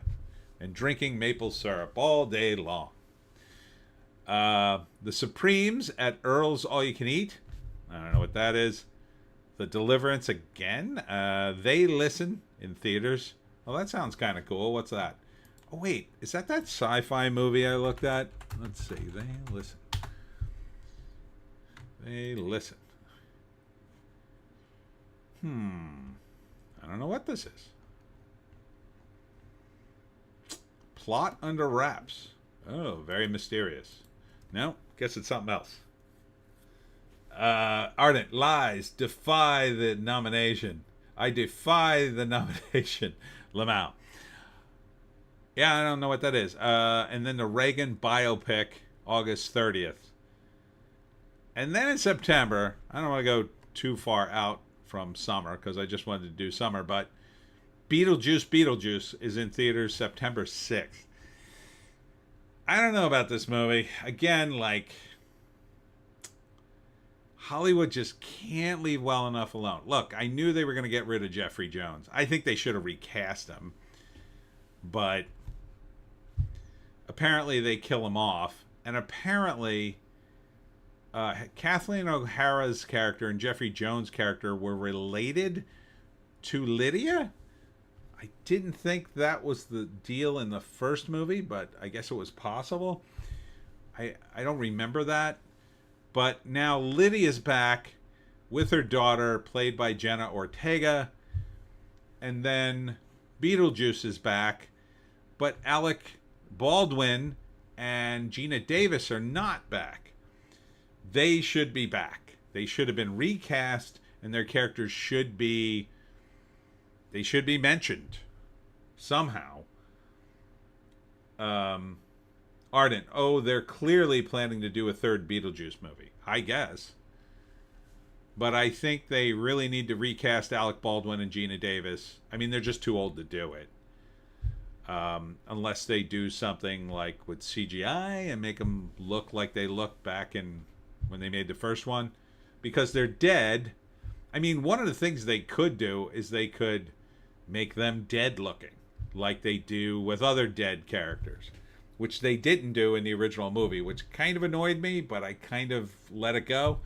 But maybe they could bring them back with enough CGI so they would be like, because Alec Baldwin and Gina Davis's character died when they drove their car off the road and ended up drowning. So they could be all, blue and rotten and green because they drowned in the river or whatever, and now it's been a while and they're rotten in the ground. So they could be CGI'd to the point at which, like, because they look like they have so much makeup on, they look like actors who have makeup on as opposed to CGI characters. And then the actual actors could do the voices. But I don't know. Maybe they don't want to work with Alec because of his situation. Gina Davis, I'm pretty sure, has nothing to do. But they could just recast him. Get two young actors who look mostly like them and even give them that makeup, and I think you're good to go. Even if they didn't play a huge role in the movie, I would like to see them mentioned. Maybe they are. Maybe there's a quick mention of them somewhere and what happened to them, but I would hate to see them just swept under the rug because they were such a major part of the first film. But it's been so long, people don't remember, and I don't know. The Front Room, don't know what that is. Don't think. What is that? Or did I see the trailer? Can't remember these movies. There are too many movies in my brain. The Front Room tells the story of a newly pregnant couple who is forced to take in an ailing, estranged stepmother. Oh, no, I did see this one. I didn't do the write-up on it yet. Okay. So this is about, what's her name? Brandy, is it Brandy Norwood? Is that her name? She's some singer, but she's acting in this. And she's a new wife. And her husband has a mother, an ailing mother or stepmother, who's dying, but she has a lot of money. So they're going to take care of her. And then the deal is they're going to get her money when she dies. But she's so unbelievably horrible to the girl, she wants her to die. So I think she actually tries to kill her, and then it's like a back and forth between the two of them. So yeah, it looks interesting. I don't know how it could, I'm not sure the tone of it. Maybe the tone is, yeah, they both end up dying in the end, which is kind of the only way I could see it working, but we'll see. And then a bunch of other stuff. Yeah. Nothing exciting after that, really. Indie Phantom. My stepmother is an alien? Perhaps. I don't think she is an alien. I think she's just obnoxious. So that's the summer. The summer of suck is here. And it kind of sucks. Yeah, it kind of sucks. We're not seeing a lot of great movies here. Man, not like in the day. Telling you, man, back in the day it was like RoboCop and The Lost Boys, and Arnold Schwarzenegger always had a movie out. Maybe Stallone would throw out a movie once in a while. You'd have stuff to choose from, man. You'd have all kinds of stuff to go see. I couldn't see all the movies that came out. And these days, I just see stuff that comes out and I go, psh, Ardent, summer reruns. Yeah, best. Now stuff comes out and it's just so like, this is the best you can do. Like Matt Damon doing The Instigators. It looks like he's sleepwalking through it. The Instigator looks so boring. It's a heist movie with a guy who's never done a heist before. He's like a Marine and he's broke in Boston. And then he's going to go on a heist to make money to save his family. Like, it doesn't even look... They're trying to be funny with it, but it looks kind of low energy. And then they drag out these old biddies for the Fabulous... look at this Fabulous 4 movie. Oh, so awful. Fabulous Four. Look at this. Susan Sarandon, Megan Mullally, Sherry Lee Ralph, who I don't really know. Oh, and Bette Midler. Ugh. Bette Midler? Now you're going to put Bette Midler in a movie? Bette Midler couldn't be more past her prime in terms of an A-lister. Like back in the day, Bette Midler appeared in a couple of movies, did okay. She did a movie where she was basically the singer, and then they promoted all her songs in it. And she's in a handful of other movies. Like, she hasn't been in a movie for years, but I know where she's been. She's been doing a lot of Twitter. A lot of Twitter. She's been quiet recently, but God, all her tweets. You're talking like, and who are her movies aimed at? They're going to be aimed at women mostly, and 50% of them live in the middle of the country and don't exactly share her political views. Yeah, a bunch of them live in the city. Those women don't go see these kinds of movies. I don't think. No. And I saw the trailer for this. Susan Sarandon's the only one acting in it. Bette Midler's trying to do this big, hilarious character. Oh, it's awful. Susan Sarandon's actually doing, like, acting. Susan Sarandon looks like the only actor in the damn movie. Maybe Bruce Greenwood. The rest are like, oh, look at me, I'm doing a comedy. Oh, I'm getting drunk and I'm getting high. Oh, it's so wacky. Yeah, wacky for your audience, I guess, of what, 60 plus? Who the hell's going to see this thing? Your audience is literally dying. Can you not do a movie for anybody under my age? It's too old for me, and I'm 58. I'll tell you. So I'm on a date yesterday, and that's when I was watching the Luther movie, because my date was like, oh, pick a movie for us. And I'm like, all right, you're going to have to give me some time. So I'm going through Netflix, and I'm going through title after title, and I'm doing my normal commentary of like, yeah, that movie sucked. Oh, I saw this. That was good. Oh, this movie, that is a piece of crap. Oh, I wouldn't see this director. Oh, this actor I hate. And I'm just like rattling through them. And I must have went through like 120 movies before finally I hit Luther, and I'm like, oh, here's a movie that I actually want to see and that I hear is great. And thankfully I found one, because yeah, I was getting I was getting to the point where I was, shit, I'm going to have to pick something that I either saw before or that she likes and I'm going to hate. But thankfully I found one. As it's really hard for me to find a decent movie to watch, especially one I could watch on a date. Although fortunately she seems to be open to watching some zombie movies, so that's a huge plus in her column. But no good zombie movies on the Netflix queue as of right now. But I recommended it to her, and I'll recommend this to you if I haven't before. Train to Busan, a South Korean zombie movie. If you haven't seen, it's fantastic.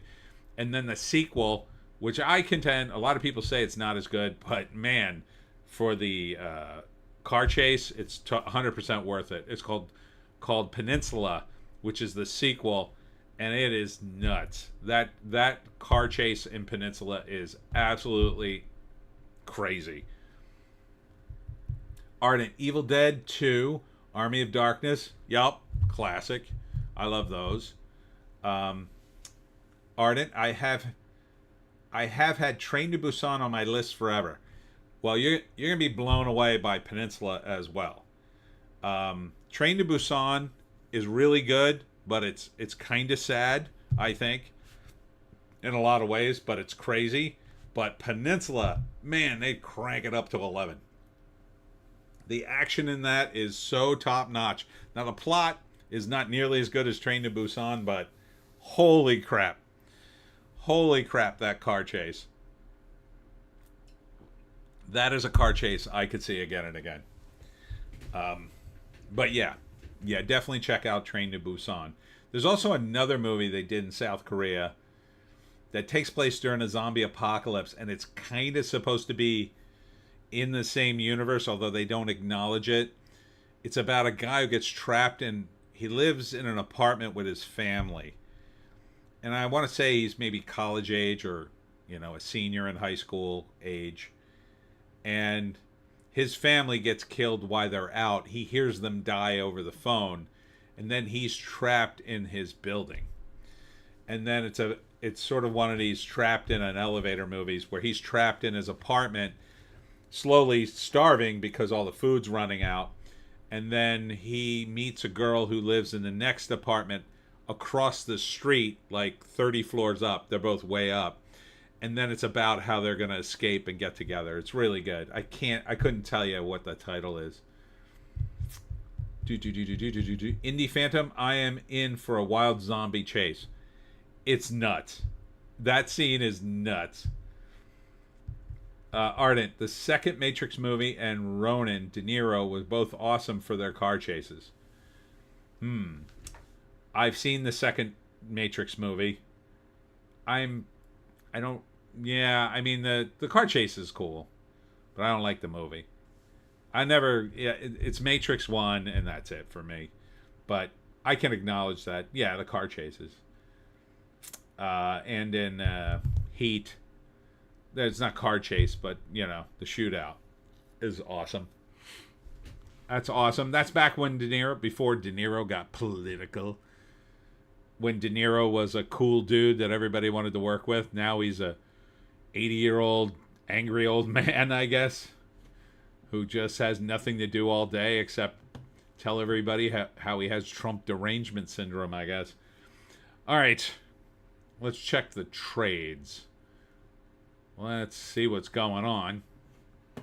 Inside Out 2 checks off another box office record. Oh, they're so happy they made money on this.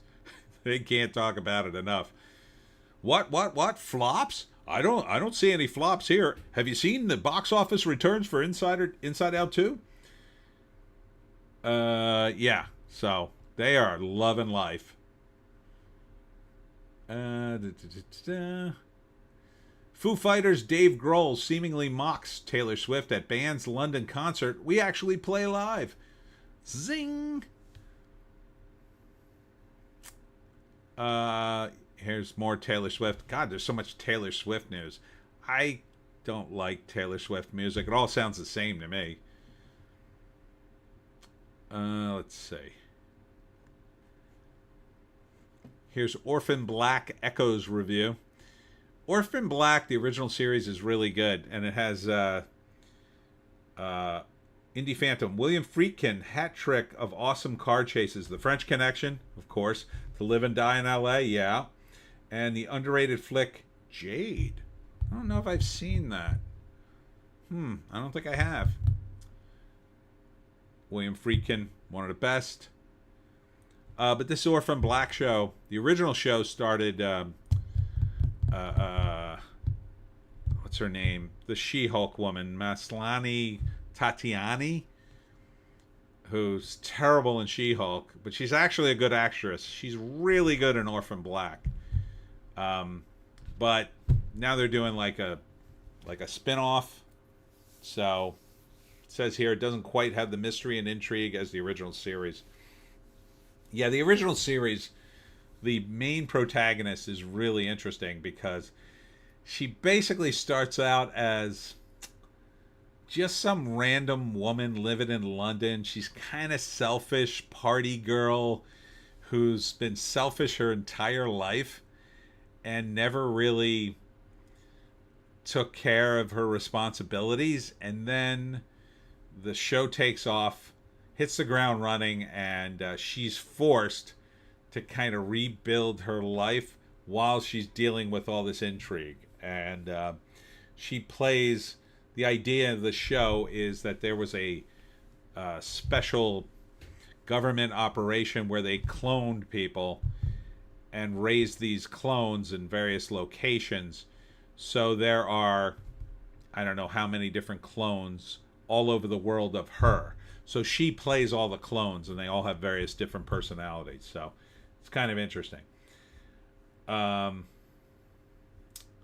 Indie Phantom, Swift getting rolled, can't identify a single song. Yeah, me neither. Like, you could play Swift songs all day, and I'd just be like, they put this cringe video of guys, a whole row of guys at one of her concert dancing to her music, and I just thought, ew. Turn in your man card, dudes. I would be embarrassed. I'd be like, oh, I'm not doing this. Indie Phantom, got to meet up with a friend. We'll catch the rest of the stream later. Good evening to all. Later, Indie Phantom. Thanks for tuning in. All right. Alex is here. Evening, all. Finally joining the stream. Click on that like button, would you please? I am having some beers to commiserate the decline of Doctor Who. Oh, yes, it is. It is quite a decline. Quite a decline. I mean, I can't think of anything gayer than Doctor Who right now. I mean, there is a store in Philadelphia. It's called something like the Erotic Boutique or the Fetish Boutique or whatever. And I had a girlfriend who was into that kind of stuff, and we went in there one time, and there was a lot of, S&M kind of stuff for people who were straight or gay. And the gay section was a very gay, but it still wasn't as gay as Doctor Who. Up until that point, the gay section of the Erotic Boutique or whatever it was called, that was the gayest thing I had ever seen until the clips from Doctor Who came out. That now is the gayest thing I've ever seen. The Doctor Who thing is so gay. Like, they turned the gay up to like 12 on a knob that only has 10 units on it. It's so incredibly like, why are you making this so gay? Like, everything in the show is just gay, gay, gay, gay, gay. It's like what they're doing with Star Wars. Like, at Star Wars, everything's female. Like, women, women, women, women, women, women, women. Like, everything in Star Wars has to be women. Women, women, women, women, women, women, women, women. And then with Doctor Who said, well, we already did women. All right, let's make everything gay in Star Wars. Or gay in Doctor Who. Gay, gay, gay, gay, gay, gay, gay. Gay, gay, gay, gay, gay, gay. It's, holy cow. It's the gayest thing I've ever seen. And it's like, I get it, dude. You're gay, and you wanted to say, well, I'm the first gay Doctor Who. Okay. Then what? They have nothing to come up after that. It's like, well, can't you keep celebrating that I'm gay? No. No, we can't. I can't even celebrate once that you're gay because I don't care. No one cares. Not really. You know who really doesn't care about you being gay? Gay people who you supposedly end the show at. The gay people are like, so what? I'm gay too. Like, what difference does that make? Will you do the show? Will you entertain me, please? It's like, how did these people get in charge of anything with being this crazy about gay stuff? Or is this just behind the scenes? Listen, we need the gayest show on television. If you're not making this 100% gay, we're going to find somebody else to make it gayer. Alex Ogle, Doctor Who has gone full Spinal Tap. Yeah, but this knob goes up to 11. Yeah.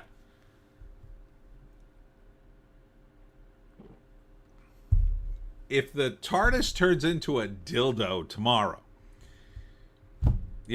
that it still would be just as gay. Like, that would be okay. Like, be like, all right, now, yeah, that makes sense. Alex Ogle, did you see the meme with Sydney Sweeney? I'm assembling a team. Is that the one that has Sydney Sweeney and the Hawk Tua girl? And no, that's a different one. No, I don't think. I might have seen that one. I saw the most recent one I've seen. I'm assembling a team. Has the Hawk Tua girl, the Oilers girl who flashed her boobs, the crazy hot chick from The Plane, and one other. Maybe that one's Sydney Sweeney. I don't think it was. I think it was another girl who went viral and was hot. But the Hawk Tua girl is Holy cow, I've never seen anyone go that viral that fast. I mean, literally within a day or two, she had representation, merchandise. A guy got a tattoo of it. Another guy outdid his truck in it. I mean, it exploded across the internet. So I expected to die just as quickly. But I kind of like her. I kind of like the Hawk Tuah girl. LeMay, they are trying to appeal to the 1% of super wealthy, double income, no kids. But there's not enough of those people. There's just not enough of them. You can't, like, you're trading, thousands of people for hundreds of people. It's a bad trade. Again, this is not the way the world works. And they refuse to see it. Alex Ogle, the TARDIS has a chameleon circuit when it works, so it's very well could manifest as a dildo. The question is whether Nikuti Gatwa can cram it in where his doctor would have it. That's the meme. Oh, okay. Yeah, no, I have seen that one. Yeah, that's a pretty funny one. I didn't realize that was Sydney Sweeney in the fourth one. It's pretty funny. It's pretty funny. The Hawk Tuah girl though is bringing back sanity to the crazy world of the internet. So good for her. LeMay, subsidized government money and donations. Yeah, it's just like, but you know what it is? It's not that there are enough of these people or an audience clamoring.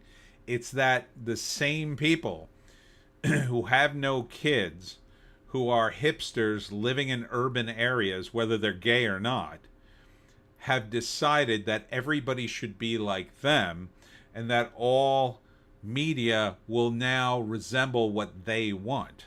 Now, there is a market for that. It was called Vertigo Comics, and it was published by DC back in the 90s. But it's a small audience. But the thing is, when they did it at Vertigo, that audience, which also appeals to college kids, was bigger than the tiny audience of comics in general. And they generally didn't read comics. So when the Vertigo stuff came out and they started bashing men and religion and doing all sorts of college age progressive BS, there was a real market for that in comics. And you got to understand, in comics, you sell 200,000 copies a month, you're doing pretty good. You can make some good bank on that. And in the old system of comic books, that worked. And DC could maybe do it again. But then DC went mainstream with their entire line on this crap. And now you wouldn't recognize the Vertigo stuff. The Vertigo stuff would be too far right for these people now. And rather than having it as its own imprint for a particular audience and leaving the superhero stuff alone, it's now all bled into the superhero stuff. And the comic books has bled into the movies and the video games and everything. So, welcome to Marxism, everybody. Alex Ogle, that beautiful meme-ness has saved us from Pride Month with one Hawk Tuah. Yes, she has. I hope to meet that beautiful Hawk Tuah girl one day. What's going on here? Alex Ogle, I really want to see a good comic scene, but I fear it is as likely as stories based on Treasure Island making a return. Well, they're out there in the crowdfunding world, and indie guys still are producing stuff. It's just very hard to make any money at it. Now, the crowdfunding stuff occasionally hits. I think Eric July is making some strides. I think his plans are a little too ambitious, but so far he's got enough money that it doesn't matter that wherever he's failing doesn't really matter. And the guys going up against him, I think they're foolish and stupid and shouldn't go up against them. I think they're trying to generate buzz for their own work. I don't see that it's really working, but maybe it is. You know, EVS, Ethan Van Sciver, to me, was crusading against SJWs. And to me, that was working. That kind of stuff was working. And then at some point, he decided to get off that train and kind of drama farm a little too close to home. So I think this battle against EVS and some of the allies he's made has ruined his brand as being the savior of comics against the progressives, because I think he's made too many mistakes now, and just really shouldn't have gotten down in the dirt over this. I just don't see why he even bothered. Like, to me, if I got into a beef with Eric July, I would just ignore him. Like, I would just ignore him. Like, who cares? You know, if I got to be... I've had beefs with guys online, and I usually make a fool out of them, and then I just delete them, and I never see them again. Now, they're not usually as high profile as Eric July or whatever. I mean, I can see the reason why you do it, because you do get a lot of hits. Like, even my Eric July stuff that I just did that review, it gave me a lot of hits. But I don't want to become that guy. I don't want to do a bunch of crappy drama on people who I barely know. You know, and I don't think EVS knows him, and I don't think Eric July knows him. And look, EVS has a lot to answer for in terms of his own behavior on YouTube. I think it was stupid what he did initially, but now he seems to have matured somewhat. He's gotten away from that, it seems to me. He's trying to make this company work, and they should just bury the hatchet. Now, maybe it's all blather just to gin up some drama, and then they're gonna do that at some point in the future and say, oh, we're all buddies now. I don't know. But I keep seeing drama on Twitter about this, and so far Eric is finally smartened up and is really trying to not address it in a non-professional way. He's trying to be more professional about it. I think that's wise. It's the only way he can deal with it. And then the other guys, I think they're just going to run out of steam, or they're going to look for someone new to pick on. Like, Dick Masterson, to me, is an exception. He's not really a comic book guy. He's more of a personality on YouTube. I think he's doing his own comic, but like, that's not, to me, it doesn't appear to be his main focus, getting into comic books. Ethan Van Sciver's main focus is being a comic guy, but he seems to be going the other way into the world of YouTube. I don't think that's going to work for him. I think he's going to end up abandoning, you know, tens of thousands of fans who only were into him because of his comics. But, I mean, he can do what he wants. I don't have a beef with it. I'm just saying, like, I don't think it's a good plan. I don't think it's a good strategy. And I don't want part of that drama, really. I want to move ahead with my own stuff and talk about real things. And, you know, to me, when I watch Flashcast, they're talking about real things in the media. When I watch EVS now and some of his guys, they're talking about more of the drama. And I just go, I don't want to watch this. And I'll watch clips of the Flashcast, and then I'll watch some of Flash. I still watch Flash's video. I unsubscribed to Ethan. I just couldn't. I was just like, he's off the mark now. I'm not interested. And I don't watch Eric July because he was just doing a bunch of stupid stuff before, and now I don't even know if he's doing videos. Anyhow, sorry, off on a tangent as always. LeMay, someone leaked the script for Vito's Super Killer, and it was the worst of anime. I guess.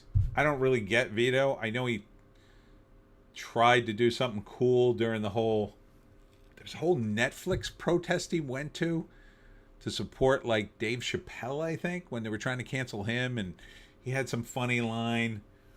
So initially I thought, oh, that's kind of cool. He's doing like a comedian thing. But now looking back on it, it feels like he was just glomming on for some clout, and, you know, I guess, I just, you know, as creators, I don't really have any interest in these guys. As comedians, I kind of did for a short time, but now it's just gone on too long. Like, I get it. Making videos every day, it's a grind. Getting people to watch, it's really tough. But you can prostrate yourself all over the internet if you want.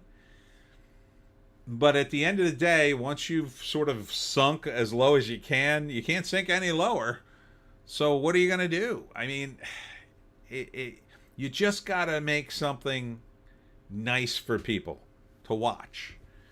You know, you got to have real discussions about anything, and sometimes it's not going to be that interesting. You know, sometimes it'll just be a different stream where you ended up talking about shoes, or you know what happened. Oh, I threw up at this restaurant, and here's the story.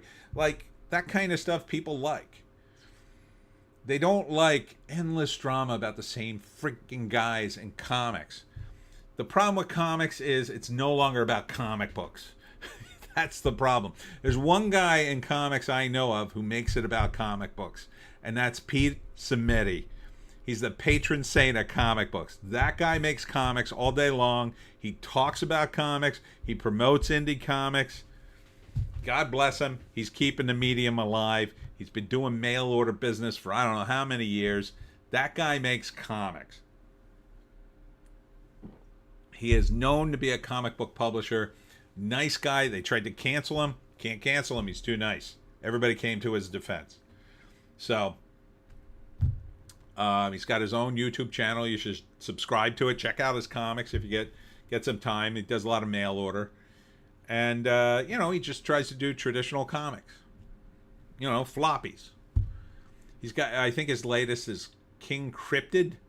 It's like a character with all the powers of all the cryptids or something. I mean, it seems fine. Seems fine. Jerry Seinfeld shuts down more pro-Palestinian hecklers during set in Australia. You, quote, just gave more money to a Jew.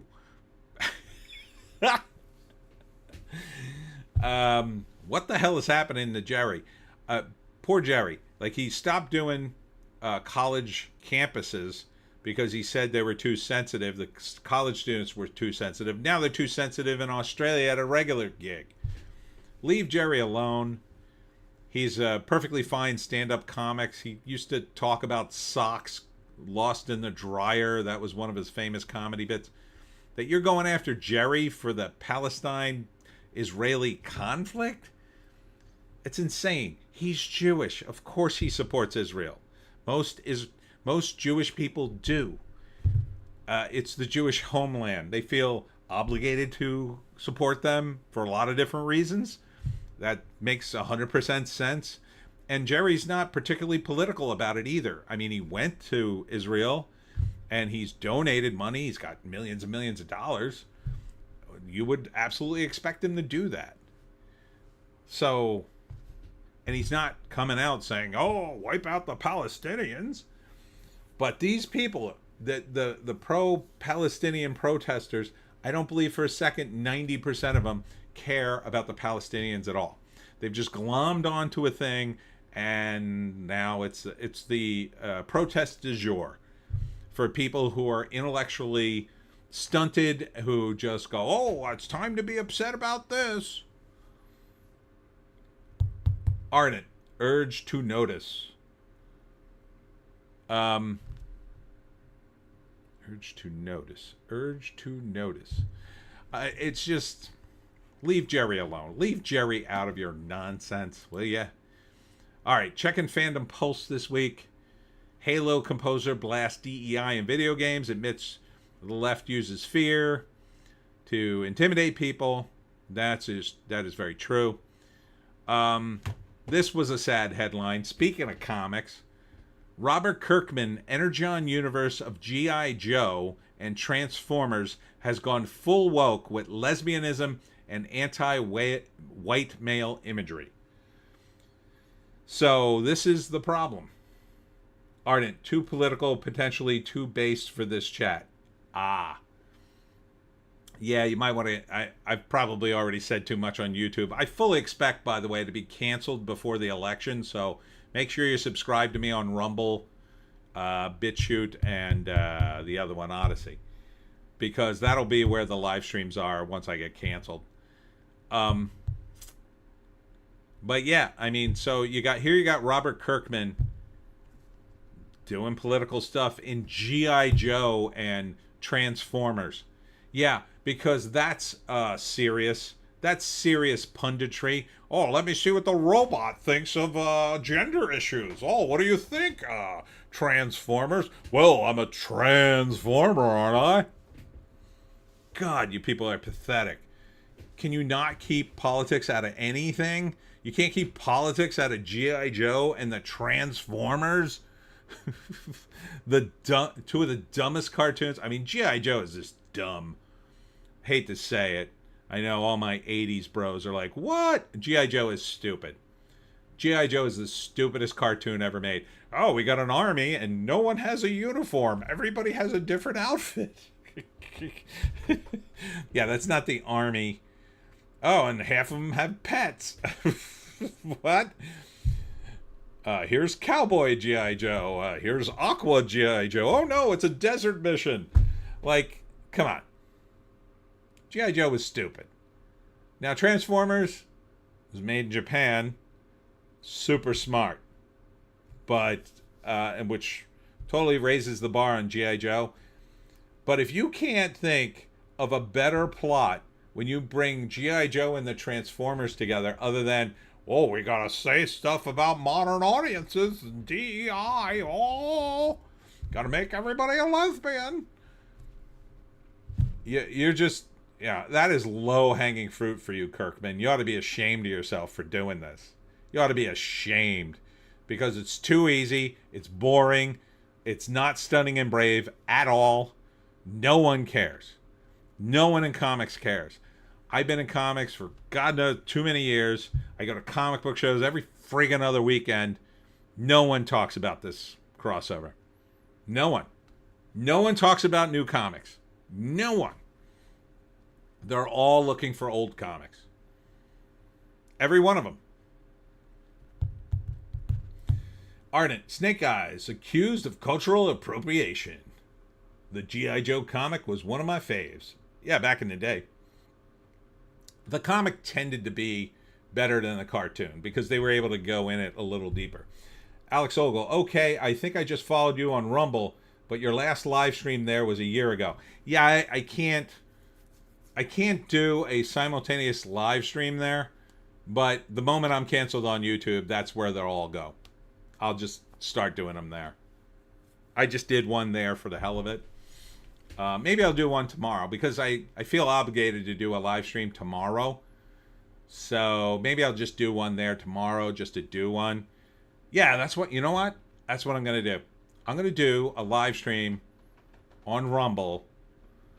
But like, I can't do them on both unless I get StreamYard and pay the monthly fee or something. So maybe I should start doing them both though. Maybe I got to start paying that money. I'll think about that. But yeah, maybe I'll do a news blast over on Rumble, and then I could say all the spicy things I can't say here. Thank you for following me there, Alex. Ardent, ironically, G.I. Joe comics technical stuff drew me into the Punisher comics, probably where my gun interest started. Nice. Nice. Yeah, this is, again, the realm of a male audience.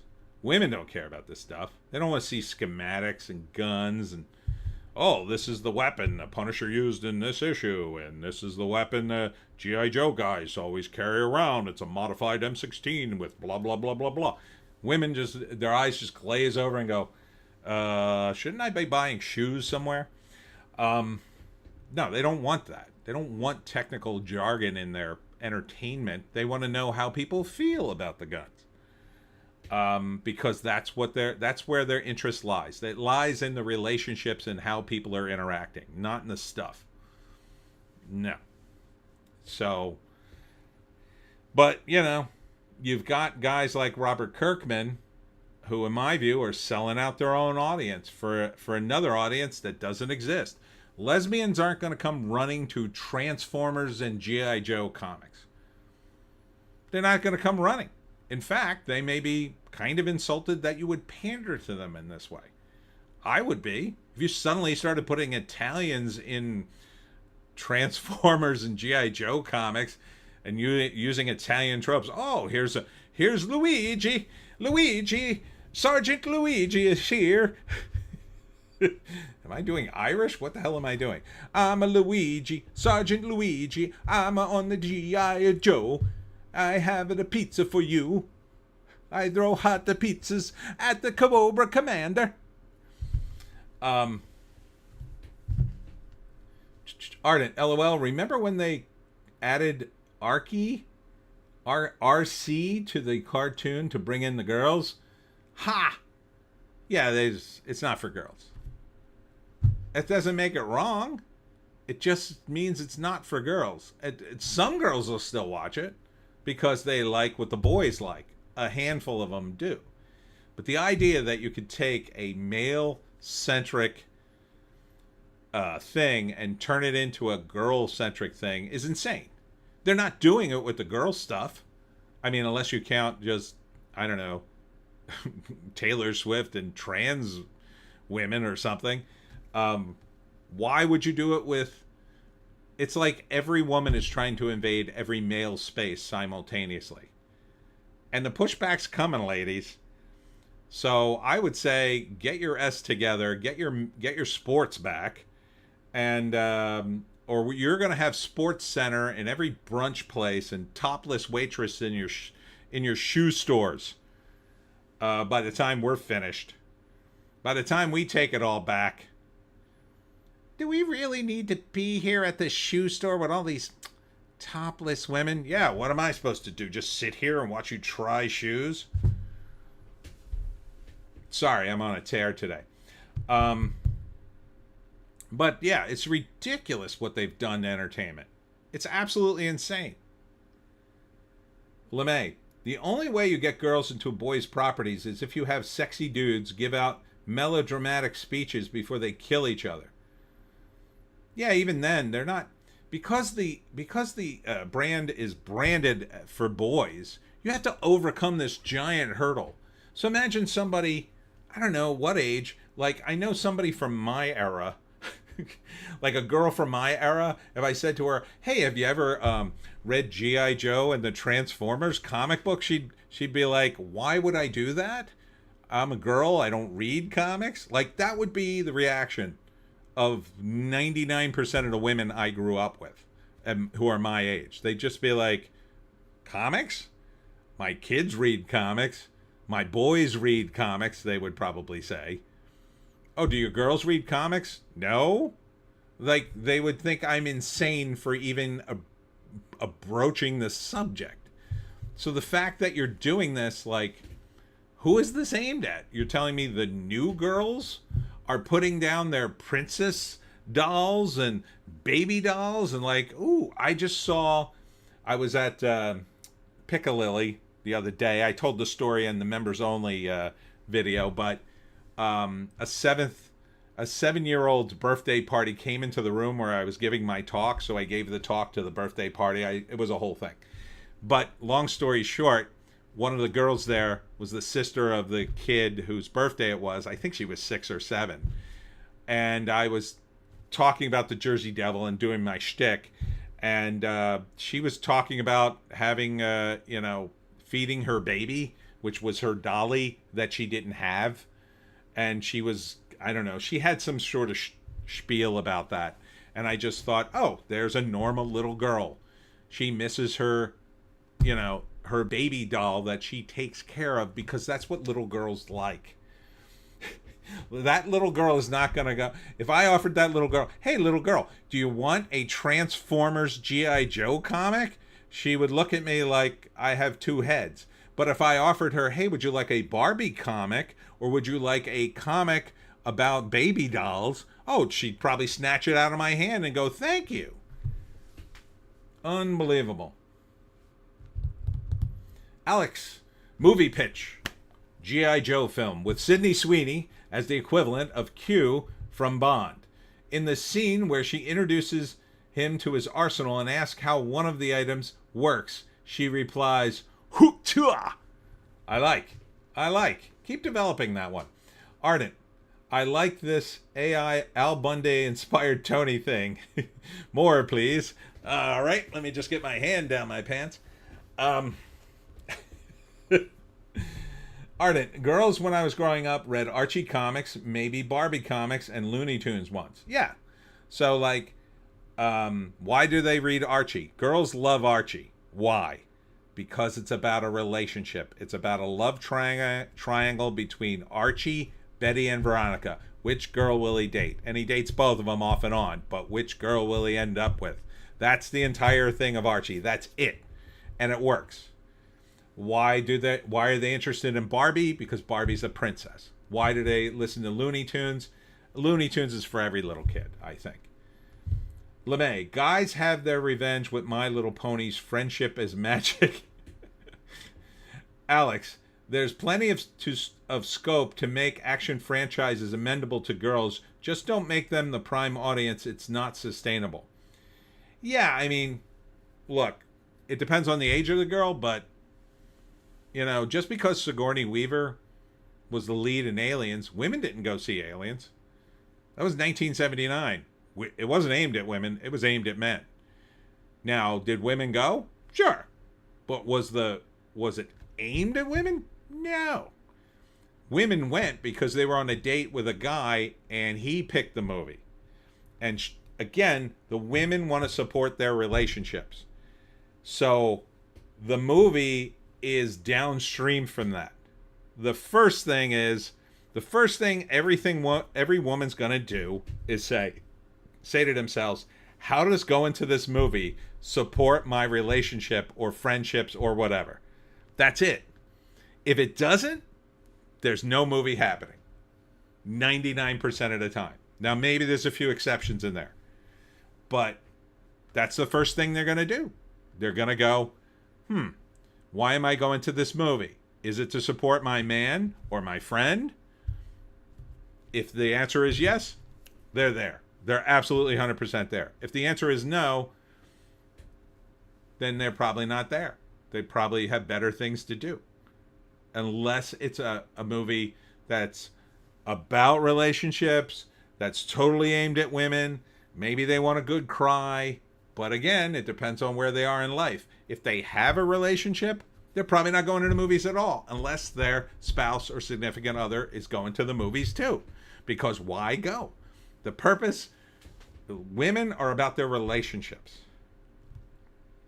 If the relationship isn't happening, then the first, and it's not that they can't go see Barbie with their friends, but that's a different kind of relationship. That's their friends' relationships. And women like to go in groups and do stuff sometimes. But it depends on if they're married or they got some sort of deal with some dude or whatever. And that's it. And it's always been that way for hundreds and hundreds of years. Before movies, long after movies. This will be the way.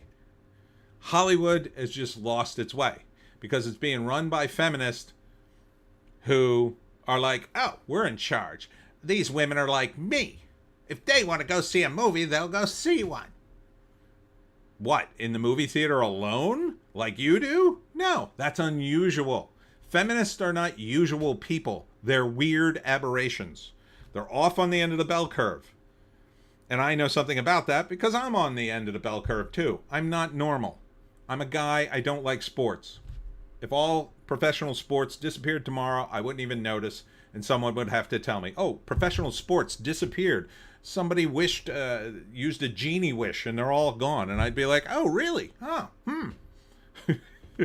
That's interesting. So, it's not that women are icky or anything like that. It's just that they have a different temperament. They're wired differently. And Hollywood used to know this. And they used to gauge their movies according to this. It was a movie aimed at the 18 to 35-year-old male and they would consider the women in the mix. They wouldn't want to make the movie too hard to drive the women away, but they're not going to make it for women because the women want the men to decide what we're doing. What are we doing? What are we doing tonight? And look, I've been in relationships where the women decide some of the stuff. And when they decide, I guarantee it won't be a movie. It'll be like, let's go to live music. Let's go out to dinner. Let's go dancing. That's women choosing stuff. Movies is so far down on the list, it's not even in the top 10 of activities. So why are you aiming stuff at women? They are coming along. Every once in a while, you can throw something at women. Hope they come, like they did with Barbie. But it shouldn't be your main thing. You can't transform all of society through movies. You can destroy the movie industry in the process, which is what you're doing. Sorry. I'll try to end my rant now. Let's see. Ardent, LOL, Transformers, G.I. Joe crossover, Sydney Sweeney as Circuit Breaker. A yik. I think that's how you pronounce that. Alex Ogle, I took a girl to see Dune 2. I don't think she cared other than it was a VIP theater and we had beer at our seats. However, she did have questions about the Chani and Fayed characters afterwards. Chani is the girl character, right? Zendaya's character? Right. Alex Ogle, I was going to take a girl along to see the recent eclipse. It's just as well I didn't because the women that were present viewed it on a level that I just cannot understand. So much exclaiming. Ardent, ick, yick, yick. If you know, you know. I'll have to look that up later. IYKYK. Yeah, so that's my... And look, it's not an anti-women thing to acknowledge that women are different. But it's idiotic to build your business model around women going to movies when that's a low priority for them. If you're building a business around women, here are the top things women like. Number 1, shoes. If you aim shoes at women, you're printing money, baby. Or anything involving their relationships. They love that. Anything involving decoration for their home or apartment or whatever. They love all that. They love to have nice spaces. They love to take pictures and have frames and memories. This is all like women stuff. You ever been to a guy's house? They don't like any of that. Guys can live in a apartment with nothing on the walls, a mattress on the floor, a TV, one chair, and a fridge, and that's it. And they don't care about decorations at all. My mother keeps handing me decorations every holiday. She's like, have you decorated your house for Easter or whatever? And I just go, no. Why? She's like, well, no one knows you live there if you don't put out a happy Easter sign at least. And I just go, no, I'm not doing that. And she'll come over here and like put up an Easter sign just to spite me. And just so I have some kind of decoration here. And I'm like, okay, I'll wait until Easter's over and then I'll take it down. And then usually I have an Easter decoration, a Halloween decoration, a Christmas decoration, and I never put them up. They're in my basement. And if my mother comes over and, I don't know, shames me, I might put it up. But otherwise, I'm not putting it up. It's not even worth the effort of walking downstairs for me. But a female? Oh, she's going to decorate this whole house. LeMay, true. I would not pick a movie for a date.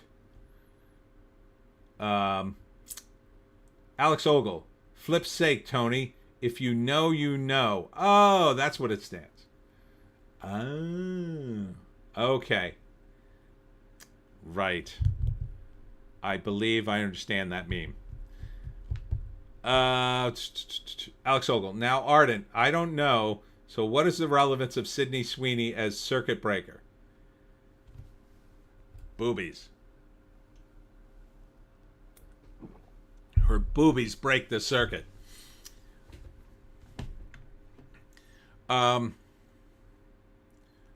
Kotaku employees contacts gaming commenter, smash JT's employer in attempt to get him fired.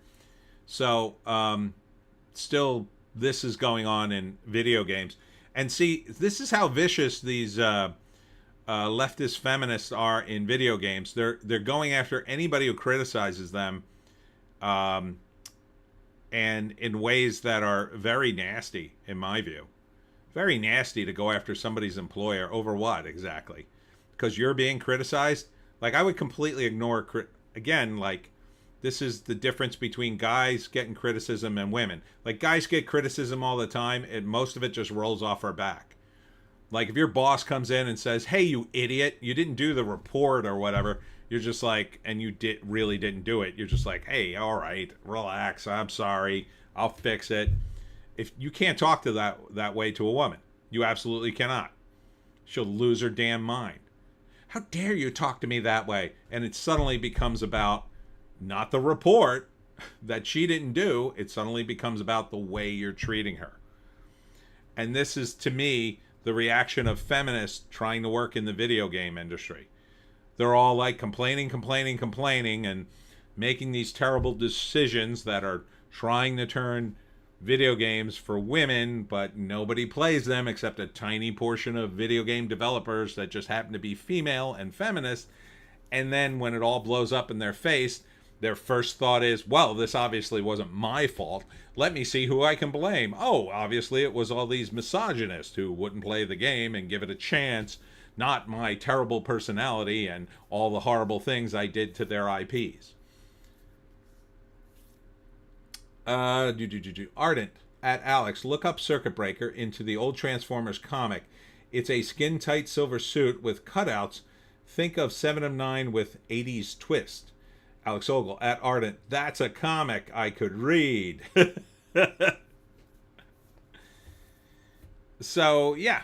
Again, this is partly, not totally, but partly just the difference between women and men thinking.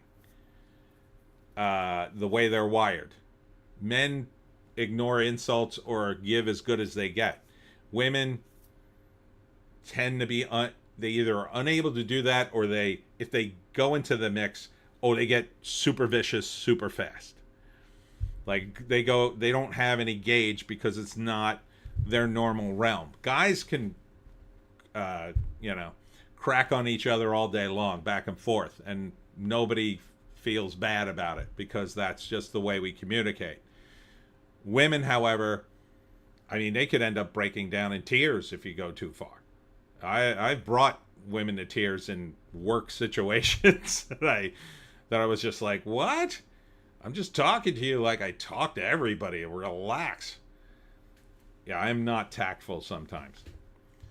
But, going after an employee is like too far. You should not be going after a commentator because he criticized you. You should ignore him. If you had ignored him, he wouldn't get attention. Alex Ogle, well, the women won't react to the way you say to your face, Tony. They tend to be confrontational. She would go quiet, nod, and then gossip behind your back to build support base before seeing HR. Yeah, that's another strategy, absolutely. Depending on how smart they are. Ardent Party, tact is for men who can't fight or woo. And now getting to the biggest female fail of all time, Star Wars The Acolyte.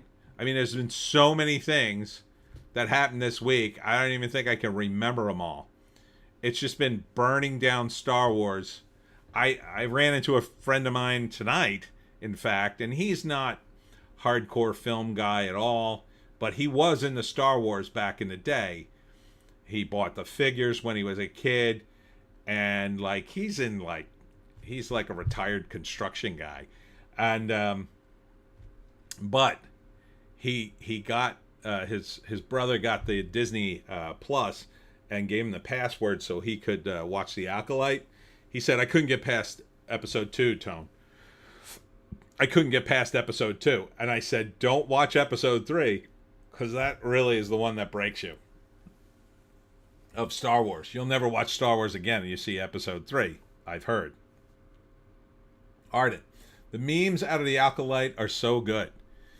Yeah, and this is just, it's corruption. It really is corruption. I mean, I get it. Star Wars and Lucasfilm aren't the government, but it's been completely corrupted beyond belief. Alex Ogle, lesbian headlamp has distinguished herself. Also, that music video. Yes, I haven't even gotten to that. There's just so much this week on the Alkalite. I've been talking. I thought I'd be done talking about it. My God. There's more to talk about this than even with Doctor Who stuff. Ardent, I'm thinking I might pick up some of the cheap dueling lightsabers for me and the kids. Good for exercise. I wouldn't give these people 10 cents now. I would refuse. But that's just me. I refuse to give these people any money. I refused. Even if I got a hot stock tip, I could buy some Disney and make a bundle of money and dump it. I'd refuse. Because this trash has to go. It has to go. Either Disney dies or they got to fire everybody who's ever worked at this damn company and start over. I mean, they're at the point now where they could literally hire just random people and they would probably do a better job with Star Wars. I'm not kidding on that. Literally, if you fired everybody who worked on Star Wars right now and replaced them with random people, just random people. You want to work for Star Wars? We'll pay you all this money. I'm like, well, I don't know anything about filming. Perfect. Come in here and figure it out. Like, if you just hired regular people, they'd still make a better Star Wars than these people. Ardent, oh, I mean the knockoff ones actual fans made. Oh, cool. Alex at Ardent, buy them secondhand. Don't give money to Disney. Ardent, yeah, other secondhand or non-Disney produced. Oh, I didn't realize there's a big thing for that, but I'm not surprised. I mean, to me, it's so corrupt because the first thing that's so corrupt about it is like Leslie Headland has her wife in one of the main roles as one of the alien Jedi, and that's just pathetic. It's just pathetic. If a man did that and put his wife, and that's happened before, it's just pathetic. You're putting your own wife in there, and it's not like your wife is known. Like if you're married to Sydney Sweeney and then you direct a movie and you put her in it, you're like, well, she already had a career. She's already an A-lister. But no. Alex said, Ardent, sail those seas, me hearty, yar. They added he, they pronouns in the 4th episode, I guess. Ardent, so Leslie Headcase is the female Weinstein? Too far? No, I don't think she's a female Weinstein. She's just, I think she just looked the other way when she was working for Harvey Weinstein, because I'm pretty sure she had to know something was up. What Harvey was doing at some level. I don't know that for sure. That's just my guess. But how do you be the assistant to someone and not know that a guy like him? I mean, Seth MacFarlane made a joke about it years before he was charged. So you're telling me Leslie Headland, his personal assistant, didn't know his reputation at least? There have been plenty of people who have acknowledged Harvey Weinstein's behavior before he was charged in some form. Courtney Love did it one time in an interview. So you're telling me Leslie didn't know anything? I find that very hard to believe. Ardent, yes, vast. And it's probably why she got this gig. She probably knows where the bodies are buried, so to speak. I can't imagine it was for her talent, because she appears to be a talentless hack who hires more talentless hacks. I mean, it's just a disaster. So the 3rd episode, my understanding, destroyed all kinds of Star Wars canon with the Force, transforming it into the Thread and making nullifying Anakin Skywalker. But this is partly by design. Someone has theorized, I forget who. I believe it is right to some degree that they are trying to transition everything out of old Star Wars into new Star Wars to make you say, okay, yeah, this has always been Star Wars. So the idea will be a few years from now, when Star Wars is still around, that it'll be nothing but trans people and lesbians running around space, and we don't know who the good. There'll be no good guys, no bad guys, no genders, and then rainbow things everywhere. And somehow you'll still all love that. It won't be the Force, it'll be the thread, and it'll be communism, and it'll be like you'll just love it. Like, I think that's their plan. I think it's going to fail miserably, but in the process, it will destroy Star Wars, and has, in my view. Ardent, oh dear gods, thankfully time to eat. Hopefully be back before you're done. Enjoy your eating, Ardent. What time is it? Oh, 9:20. And then I don't think I have a link for it, but then the big thing this week too was that the lead girl on The Acolyte, the one who plays the twins and plays two roles with the same haircut, and who could tell her performance from one to the other? And then in flashback, the twins are played by two different actresses who apparently don't look like each other, don't look enough like twins. It's bizarre and lame. She put out a music video blasting the fans and calling everybody the usual stuff, and it just was stupid music video. Look, just because you're black doesn't mean you can rap. I mean, it just doesn't mean that. Doesn't mean you're a singer just because you're black. I just don't see it that way. It's not, she's just terrible. I've never seen anything like that. The whole song was just awful. I don't know what she was thinking. Like, I don't know why you would put that together and go, oh, this is cool. But, hey, look, I'm not a singer, but I think I did better than that with my parody song. Alex, one aspect to push their not-so-subtle gay agenda. The other is the very real financial incentive to cut out all the old George Lucas IP for which they have to pay him. Don the Second is here. Don the Second knows about rap. This guy's been in the rap game for a while, and he's got sick beats. But not the chick from Star Wars, let me tell you. LeMay, that video was cringy. I know. It's like embarrassing. What's the name? Childish Gambino put out a song. I wasn't totally enamored with it, but I could see what he was trying to do. And, and he's been doing it a while. So, like, even when you don't quite succeed with a fan, somebody who's been experienced and knows the game can look at it and go, well, there's something here. Maybe I don't totally get it. I don't see what's there with her video. It looks awful. And she's like kind of hot, but not hot enough to do what she thought she was doing. Like, she could have been hotter in that video, I think, and maybe it would have worked. But, like, how can you watch a video like that and, you're being targeted or insulted, and it's just like, why am I watching this? Alex at Ardent, stupid human bodies with their nutritional needs. You should be Mechanicum. The machine god saves us all. Don the Second, thanks, Tony. So it's like, now we're in a time when you can take a laptop and you can put some beats together and you can rap over it all you want. That doesn't mean you'll be any good. Like, the bar goes up as the technology goes up. Years in the 70s, you had to be able to play guitar and use a reel-to-reel tape recorder, and you only had 4 tracks, and you had to do this all analog, not digital.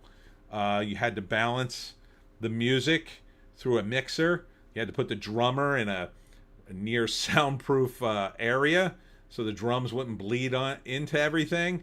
And then you had your guitarist, and you had to have your singer up close to the mic while everybody was playing, and you had to play the whole damn thing all at once and record it and hope you got a good recording.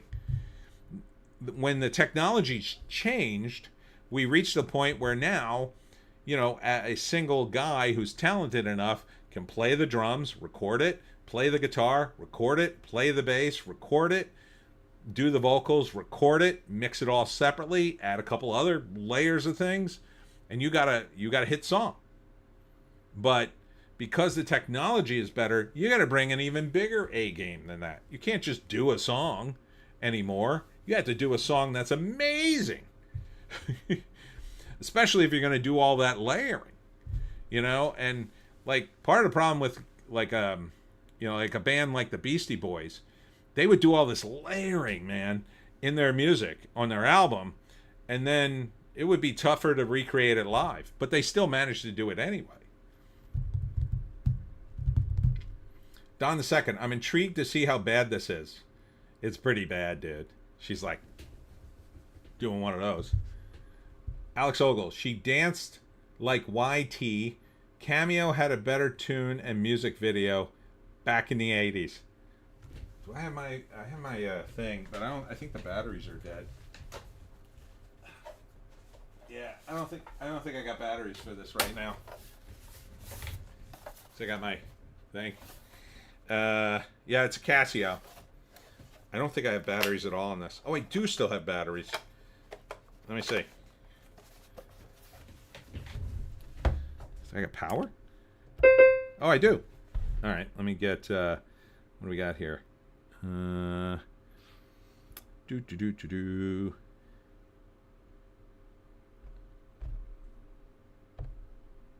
it playing? Oh, there we go.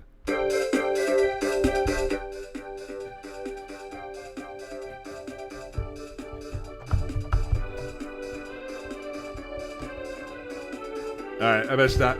Ah, hold on. There we go. That was, I don't know what that was. Okay. 3. No, wait. 3, 2. I don't know. See, like, it's all in this thing. And this is, like, from the 80s. You gotta do better than this.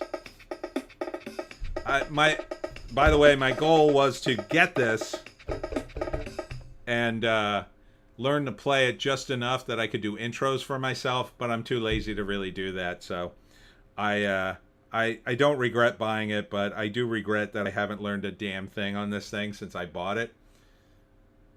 Zevic's Demise. Beethoven. Oh, that was Beethoven, wasn't it? Yeah, I was worried it was going to be something copywritten. Beethoven's too old to be copywritten. So, yeah. All right. I'm gonna put this away. Someday I'll learn, and then we'll have some accompanying music. It's so dusty because it's been sitting there for 2 years, and I haven't done a damn thing with it. 2 years. More like, oh God, when did I buy that? God, probably 2017. Yeah, more like 7 years. It's just been sitting there collecting dust. Zevix Demise, it's beyond copyright, thank God. Alex Ogle, you sound like John Shuttleworth. Look him up. Okay, I'll have to look him up later. All right, so too much Taylor Swift has been in the news, so I'm going to skip all that. By the way, I think that Casio keyboard probably sounds better than anything Taylor Swift does. Willy Wonka musical parody has songwriter Riki Lindholm questioning life choices. Okay, I don't know what that's about. Is that weird Willy Wonka? Oh yeah, the musical is inspired by a viral experience in Scotland from earlier this year. Yeah, it was that whole thing where they tried to make a Willy Wonka experience, but it was super lame, and then somebody videotaped it and it went viral. Now they're trying to make a thing out of it. I think I woke up Joan playing the Casio. Are you okay, Joan? Sorry about all the noise. Jiminy Glick took over Real Time to ask Bill Maher the tough questions. If you haven't seen Jiminy Glick, it's a character that Martin Short used to do. And I don't know. I thought it was pretty funny. I haven't seen him do it in ages. He was kind of like funny enough to do in comedy sketches once in a while, but probably not funny enough to sustain a show. But yeah, pretty funny. So I'll have to see that at some point. I could actually watch that because it's on Max. Oh, here it is. Here's the song from the Alkalite. All right, that's the girl from the show. Let's see if they have a picture or a link to the... Yeah, here it is. So the link, I can't play it because she's been copyright flagging everybody. But this is her in the video. So she like frizzed out all her hair. I think they got some of the lyrics down here. You know, this is a whole article basically praising her. I'm going viral on Twitter again. Open up the news to find some interesting things. 20 million views. Interview from 2018. That's the interview where she basically bashed white people or something with Trevor the King. When I was a teen, I was running from a city to speak on a story. Let's see. I don't know. The chorus is like, we so bored, don't F with yo discourse. Oh, here we go, the new verse. And now you listening, I'm going to tell you something fascinating. They spinning woke, bastardize it, and appropriate it. Last I recall, woke was something we created. Speak truth to power. See, this is the thing. Obviously, she hasn't gotten the memo. Most of the woke people, when you ask them, oh, why are you so woke? Like, woke's not a thing. Define woke. Like, they deny they created it or do anything. They deny ever even hearing the word sometimes. And then here she is. Oh, well, we created woke. Oh, we love it. Oh, now you love it? I don't know. I don't think she got the memo. LeMay, another biracial trying so hard to be black. Alex Ogle, at what point does something become copyright enforceable? Could the Hooktoya girl make claims? I don't know. I guess you would have to, you know, for copyright. The thing with the YouTube, they've always been very big on the music end. That's why I kind of freaked out on Casio a little bit. Don the Second, it's too on the nose. Yeah. But, so I guess you would have to have a copywritten thing, like in the Library of Congress. So when you copyright something, for those of you who don't know, I copyright my books. Like, you have to copyright the book before you can put it on Amazon. But it's a good idea to do it anyway. It costs, I think it's $65 now for a book. Probably similar for other things. But to copyright something now, you go to the copyright webpage for the Copyright Office. You fill out all the information, and you upload a copy of the thing you're copywriting. Now, I've never done it for a song, so I assume there's some mechanism to upload the file for the song. But whatever. I copyright the book, and I upload it, and pay them online, and then you get anywhere from a month to 3 months later, you will get an official document saying you have copywritten this. And it now exists in the Library of Congress for all time. And they have every book that's ever been copyrighted is sitting in the Library of Congress somewhere. Now that's a copyright. And then YouTube, trying to honor copyrights, I guess, flags people usually only if the copyright claimant can come to them and say, hey, that's our copyright. I guess you have to show some proof, and then they'll flag your video for a copyright claim. So, like, I got flagged on this movie. It was a Russian movie.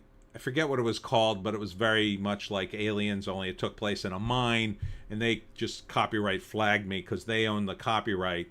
And it turned out the trailer I did the analysis on, I think, had leaked and got put on YouTube too early, and I had showed part of it, and so I got flagged, and I was off YouTube for a week or something. I mean, I would have happily taken it down, but Ardent at Alex Ogle, LOL, I'd rather be sentient fungus. Wah! So you got to fill out forms in order technically have something copyright written, basically, what it boils down to. You need to have some sort of documentation that it's yours. Now, the other thing is called a trademark, which is different. You can only trademark certain things. You can't trademark an idea. You can trademark a logo, and you have to trademark it for business in a specific category of business, and you have to use it in commerce, and it costs $300. And then you have to renew it, I think, every 10 years. Yeah, it's very expensive. You can also do free copyrights technically.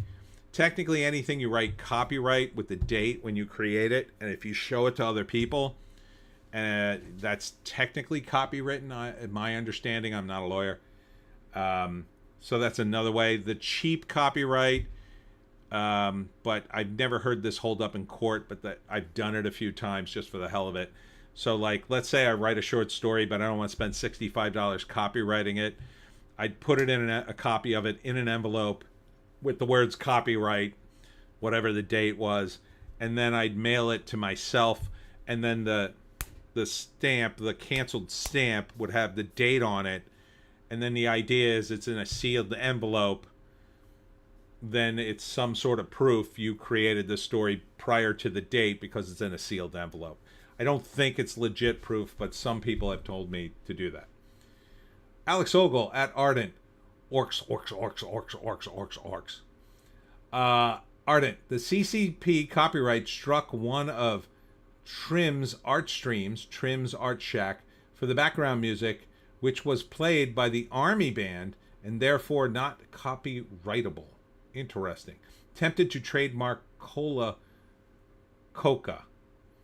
They might not let you have it because usually the rule of thumb is the likelihood of confusion. So if you have a trademark that would likely be confused with another trademark, they might refuse it. Or you might get challenged in court and then you'll have to give it up. Ardent. LOL, if I had a time machine, screw killing bad guy from Germany, I'm trademarking everything from Coca-Cola to Disney. But then you would have to keep up every 10 years.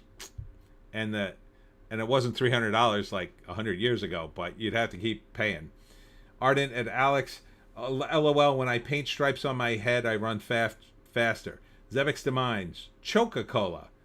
Zebix Demines, TM. Ah, damn, that's his now. TM is trademark, and you put the TM when you haven't filled out the paperwork, but you intend to. When you have the C with the circle in it, you have an official copyright. So the TM is like, this is mine. I intend to copyright. So I've been doing that on all my stuff for years. The few times I've done a copyright, I realize that then 10 years passes and then I don't have another $300 to renew it, and I realize I've wasted my money because, yeah. So I just do right now I just do the TM. Ardent Party, Hawk Tua, TM, it's mine now. I don't know, they might have done that already. You might want to check. All right. Over at Bounding into Comics. There's some steampunk anime thing coming out. More on the Alkalite. Leslie Headland tried to run interference late this week. Says critics describing Witch Coven as lesbians are not really paying attention. Claims series is the most important piece of art that she ever made. And yeah, I don't think that's going to fly, Leslie, but nice try, I guess. Alex at Ardent, Bullocks, you beat me to it. Yeah, so now Leslie is trying to backpedal a little bit and trying to get people on board because she probably realizes just what a disaster this is turning into. And hopefully someone at Disney Plus is like, you realize nobody's watching this show, right? You realize you wasted everybody's money and $180 million down the tubes, and we look like a-holes, right? You realize this was the last show that Kathleen Kennedy was supposed to go out on. But I guess it's fine for Kathleen Kennedy to burn down Star Wars before she leaves. But I don't think she's leaving. I no longer believe Kathleen Kennedy will be allowed to have her contract lapse and be set into the sunset. I think she's staying. If anything, I think Bob Iger will renew her contract for like 20 years if she wants to stay.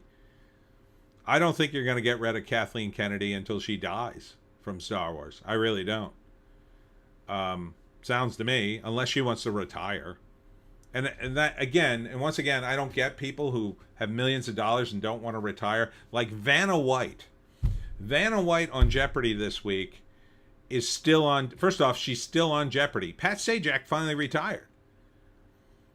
And Ryan Seacrest is the host. And I think there was an article she was complaining like she's not really jibing with the new host. And I thought, why are you still on the show? Like, you didn't create the show. Okay, and I like Vanna White. She's fine. She was hot back in the day.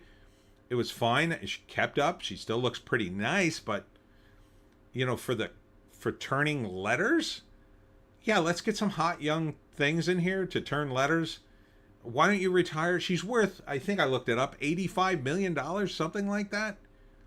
Or maybe it was 35. Either way, like, she's got to be in her 60s, 70s.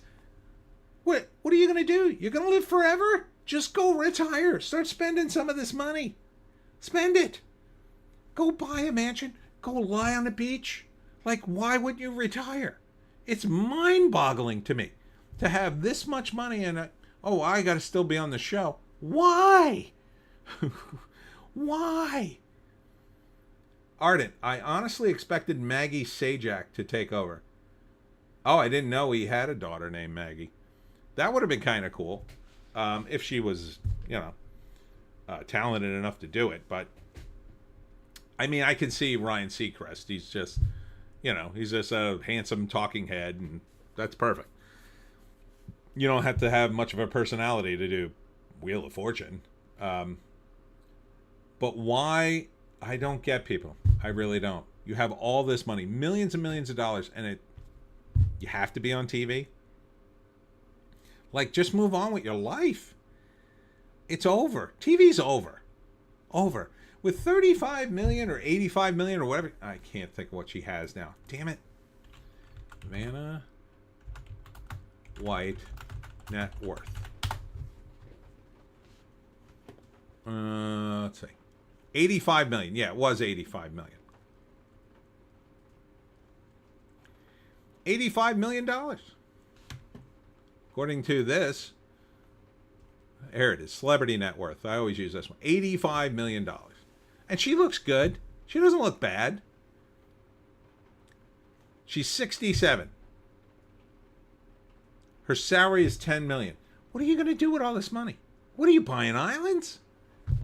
I mean, even with this money, go make a movie about yourself. Go hire a guy like me. I'll write you a movie. It'll be good. You'll be the hero of the movie. Cool stuff will happen. You make more money. Or not. Or just go lie on the beach. I don't get it. Can anyone explain to me the thought process here? I don't get it, to have this kind of money and still want to go into the same job. It'd be different like if she's like, well, now I'm going to do a different game show. Then I'd be like, oh, that makes sense. Like, she could host a completely different show. They would totally hire her for it. Like, I don't know, do a spin-off show. It's like Wheel of Fortune, but it's got different rules. I don't know what you could call it.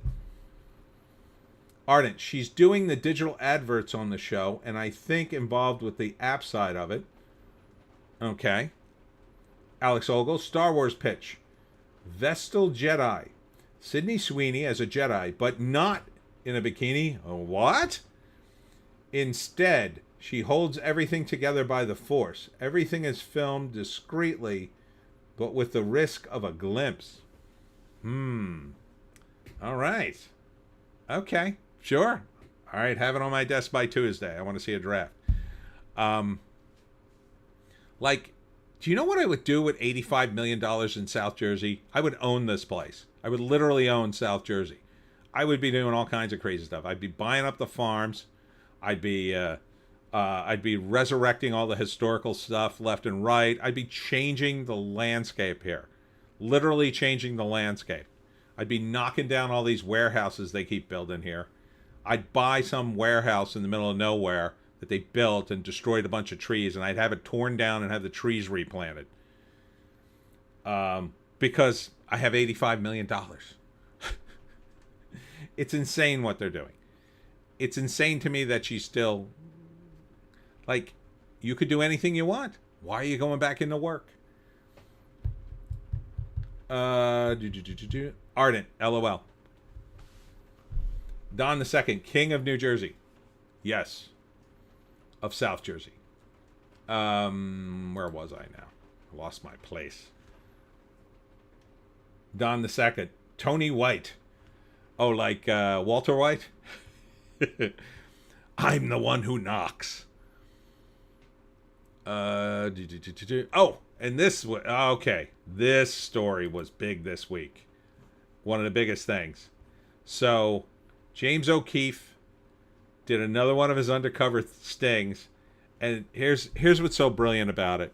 He hires these hot girls to go on Tinder. Ardent biopic stars Christopher Walken. I wish I could do his voice on cue, but I have to like gear up for it. Oh God, Christopher Walken. It's hard to do. Damn it, I can't do it on cue. I had to warm up to it. Alex Ogle, the moment you bought one warehouse and demolished it, they'd hike the prices. You'd need $85 billion. Yeah. Don the Second, like Frank White. LOL. Walter could also work too. Or like Frank from It's Always Sunny in Philadelphia. Oh God. I don't know if you heard that. There was some thunder, so if the stream suddenly goes out, you know why. It's kind of storming here.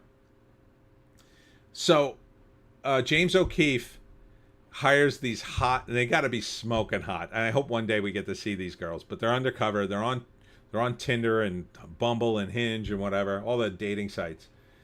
Don the Second, Chris' voice is very weird. Yeah, I can't do it on cue. I have to warm into it a little bit, and then sometimes I get it. A couple of times I really nailed it, but man, yeah, I can't do it and remember everything I have to say. So this guy, he's a Disney exec, pretty high up there, and he gets a date with two different women on Tinder, and these two must be smoking. And he just spills his guts on the DEI stuff they're doing behind the scenes. So he just basically tells them, oh yeah, we're not promoting any white males. He's a white male. And he's telling them, oh yeah, I have friends in HR. They say, oh no, they're never going to promote you. They only want a DEI promotion. They only want this kind of hire. And not only that, and again, I'm paraphrasing, Alex Ogle, he was utterly out of place as Emperor Shaddam in Doom. Oh, I remember that, yeah. Yeah, that was in the current one, right? Was he still doing Christopher Walken voice, or did he do a slightly different voice? Christopher Walken was great in Balls of Fury. You got to see him in that. He's so funny in that. So he basically tells the girl, not only will they not promote white males, they won't promote or hire biracial people who don't look black enough. Now think about that for a minute. Like, not only are they discriminating against white males, they're discriminating against biracial people who don't look black enough to get the job. Because the idea is they want to have people with darker skin in the meeting, I guess. Holy cow, what a bombshell. Ardent, even psychopaths too. Alex, more cowbell. Ardent, 7. So this to me was a huge bombshell this week, the whole Disney thing. A few guys covered it. Didn't get the coverage I thought, but this could be a major thing for Disney on 2 levels, I believe. Ardent, LOL, they're being tourist tonist now, trying to avoid hiring Rachel Dolezal? I guess. But I'm not sure this won't launch a federal investigation into discriminatory hiring practice at Disney. I think this could be a federal level thing. But the thing is, the DNC are in control, and ABC, Disney, in my mind, is very much on the side of the Biden administration and everybody in the DNC. So I think they're protected for now, but not from lawsuits. I don't think they're protected from lawsuits at all. So if you were a senior VP or whatever you were, and you just interviewed at Disney, and you thought, that kind of went weird, and I felt I was very qualified, and they didn't seem to have a lot of qualified candidates, and now I hear this, you might have a major lawsuit. You might have, people come out of the woodwork and sue Disney for millions of dollars, because these guys aren't paid a pittance. These guys are paid real money. And if you talk about, like, dozens of guys they've interviewed, you might be able to cobble together 30 or 40 white males who interviewed for jobs at Disney who feel like, hey, wait a minute, I got discriminated against, and then add a handful of biracial people who don't look dark enough. You got a real problem on your hands. You're talking millions and millions of dollars. You're talking like, it could go for, who knows, hundreds of millions of dollars. When you think about a VP who might get paid, I don't know, $500,000 a year? Stretch out, how many years has this been going on? It's probably going on since at least 2015, I would say, at the very least, when Trump got in. You're talking, we're talking like almost 10 years. I figured 10 years. 10 years worth of salary on one guy, $500K a year. You're talking $5 million just for one guy. 5 million times, 30 guys. You're talking a big lawsuit that Disney would have to fight. They got lawyers up the yin-yang, so they'll fight it, but still, that's going to cost them money and time and energy. And it sounds to me like they're going to lose or settle. And then, you're talking millions. Was it worth it? And then Trump gets in. I think then it will go federal. Because why wouldn't it? Certainly the Florida state might have something to say about this. Holy cow. Alex Ogle, that OMG video was superb. It really cut to the core. However, I think investors are still too blind and stupid to modify their investment. Also, they need time to hedge their positions. More stonks. Possibly, but Nelson Peltz has already got out of a lot of it. Where, is there any path to the stock going up? Okay, we had a hit this week, but that's like 1 out of 10 in the last big movies they've had. They've had like 6 or 8 flops, costing them. This basically maybe brings them even for the last 2 years, maybe. With some of their losses with Inside Out 2, assuming it continues to have legs in the next couple of weeks, and I think it will. I think it'll crack $1 billion, but I don't know, man.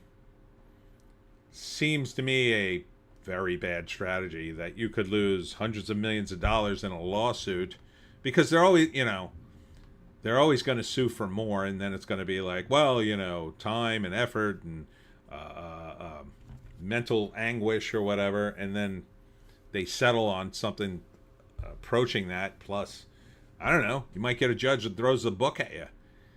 You might get a weird judge in Florida that hates Disney for whatever reason. I don't know, man. This seems bad to me for Disney. Super bad. On top of all their other problems. They got a lot of other problems too. They've kind of settled with the state of Florida, but this could open it right back up. Couldn't it?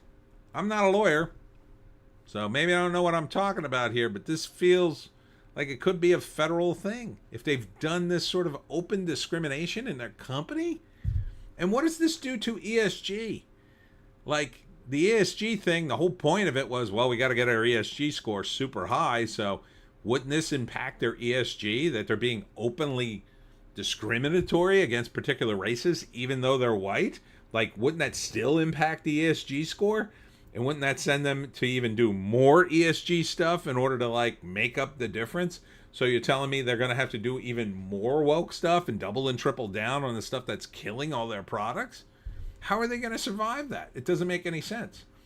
Alex Ogle, the movies are irrelevant other than saving on taxes. See the producers. What matters is the investment.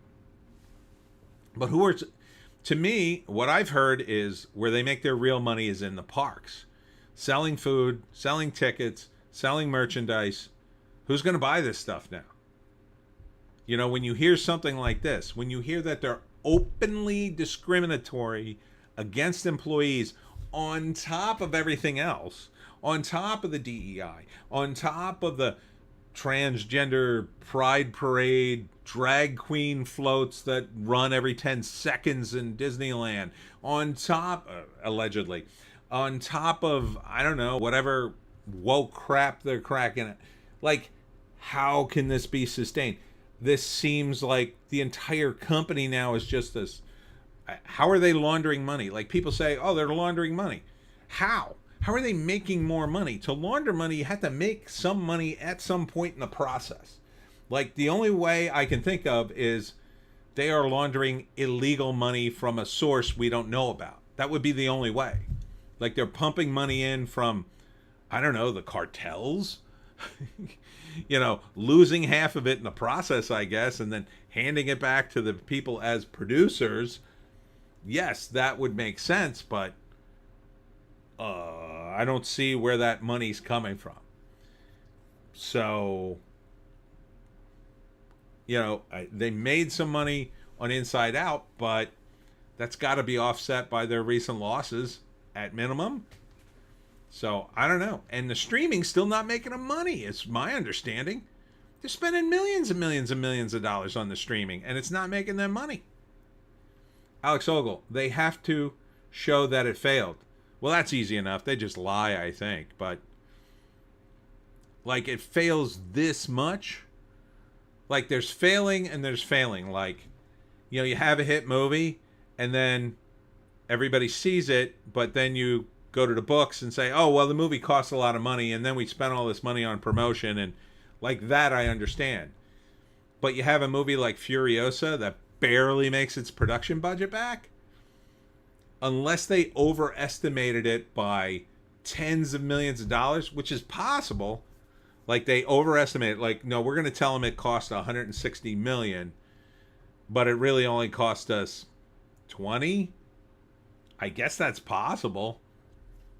Or they're paying themselves for every step of the way. Like they're renting the equipment, like the corporation's renting the equipment from themselves and then funneling the production budget right back to itself.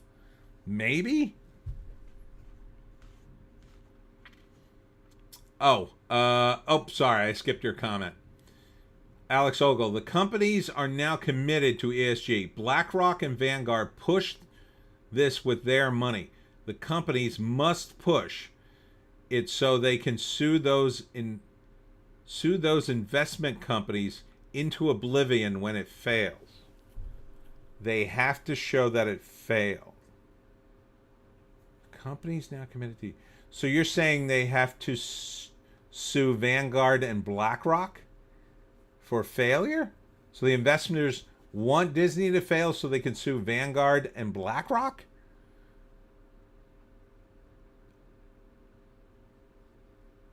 Or are you talking about the investors suing Disney?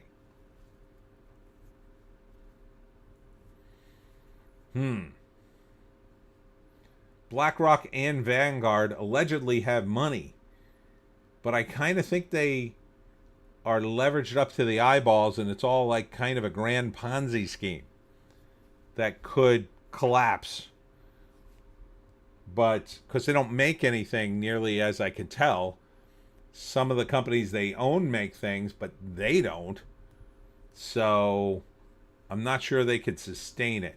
They're kind of like that kingdom in Game of Thrones that just had all the money.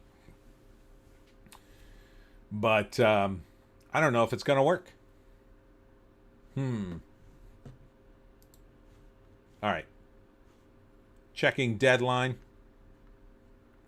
Andy Cohen wants to be in late night TV for some insane reason. Does anybody watch late night TV anymore? I explained this before. Late night TV died a long time ago. The only reason people watch Johnny Carson every night. Alex Ogle, BlackRock and Vanguard withheld investment unless ESG was a priority. The companies went for it to get the money. They must show success or a failure. Huh. Okay. They cannot show mixed results or there is no legal case. But you're saying Disney would then turn around and sue Vanguard after failing? Zevek's demise. Late night YouTube Rumble count? Does late night YouTube Rumble count? Yeah, like, I don't know who watches. I don't think so with late night. Because, is he on Rumble? Is that where he is? No, he's on Bravo, I guess. Like, is there enough people watching late night talk shows that it matters anymore? I don't know who watches this stuff. Like, I really don't. My older relatives still watch TV. That's it. Like, I went to my older relatives' house the other night, and they were watching one of the late nights. I think they were watching Colbert. And they, thankfully, they paused it, and I didn't have to hear it while we were talking. And then later, they watched the rest of it. Thank you, TiVo. The magic of TiVo saved me from having to sit through Stephen Colbert.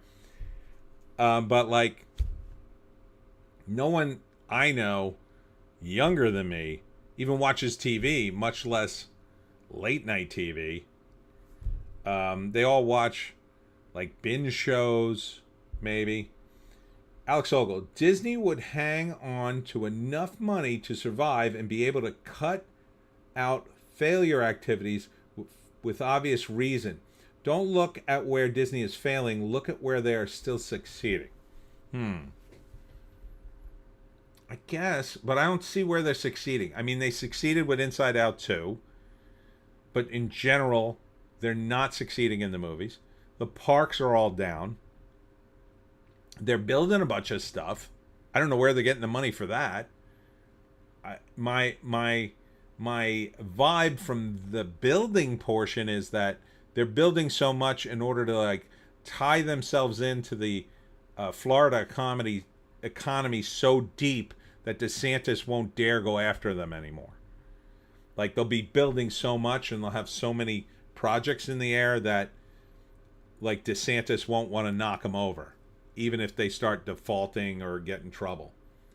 But to me, that just leads to them being bought out by somebody else, BlackRock and or Vanguard, who basically already owns them, I think, or controls them. Zevek's demise. My parents still watch TV. They are in their 70s. Yeah, this is the era where, yeah, people of that age and above are still watching TV. Ardent. My mom's in her mid-70s, still watches TV, mostly for the news, which is bad enough before you remember Canada. Canada. I can only imagine. Yeah, all my older relatives are like that. They're still living like it's 1975, and the internet is there for them, but they don't really consider it a thing. It's not something they grew up on. It's not something they fully understand. They haven't. I was actually driving one of my aunts home tonight. She's very nice. She's 90. And I was trying to explain to her, like, everybody goes through a phase on the internet where they have to understand that communication on the internet can be taken out of context very easily because people put emotional things on certain words and phrases that shouldn't be there because they just have expectations or whatever. And so it causes problems for people who are new to the internet, and they go through that phase where they get into arguments with people and it spirals out of control a little bit because you're thinking that person's insulting you and really they just said something off the cuff, and then you end up in an argument for no reason. And I was trying to explain that, but like she's too old for the internet. Like, she knows it exists, she can interact with it a little bit, but she's not going to go on Facebook and start a conversation with anybody because it would be, she wouldn't get it, you know. She would try to, she would be wrapping her brain around it like I did when I first got on the internet. And she hasn't gone through that phase of like, okay, like most of the internet you have to ignore, right? You have to ignore clickbait, you have to ignore all these things and understand what's kind of real and what's not. So older people, I think they just throw up their hands and say, I don't really understand the internet. I'm going to stick with TV because that's kind of what I understand. And so they live in that area. Ardent, oh, my mom loves the streaming services and internet games, mostly word games and puzzles. Yep. Zevik's Demise, sounds like my mom. Yeah, my older relatives, you know, I tell them things on the internet sometimes, and it's always a weird conversation where I try to like explain certain facts, and it doesn't go well. It doesn't go well. Like, explaining to my older relatives what the Hawk Tuah girl is, like, that would not go well. I basically just would, it's an internet thing. And they'd be like, oh, okay. Like they wouldn't get it if I got down into the nitty gritty details. They would be like, what? She gives people blowjobs? No, she talked about a blowjob, but she didn't actually do it, but she's, you know, it's a whole thing. It's internet. Alec Baldwin again fails to get case tossed. Armorer won't have to testify at trial, by the way. That dropped this week. So much happened this week. In between many, many Alkalite and Doctor Who fails. Ardent, LOL, showing my mom memes is an endless source of joy, though. Alex, at Zevik's Demise, mine still watch and trust the BBC, flip's sake. I have a lot of older relatives that still trust the news. Like, really trust the news. Like, oh, I just heard on the news. Oh, you listen to the internet. That's all bull. I watch the news. Because they're living like it's 1975. And if they see it on the news, it's at least partially believable. I tell them about something on the internet, it doesn't matter. It's very frustrating sometimes. There's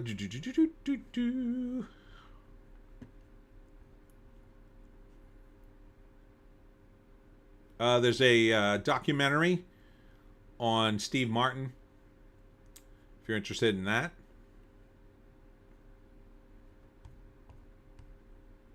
Coming out soon.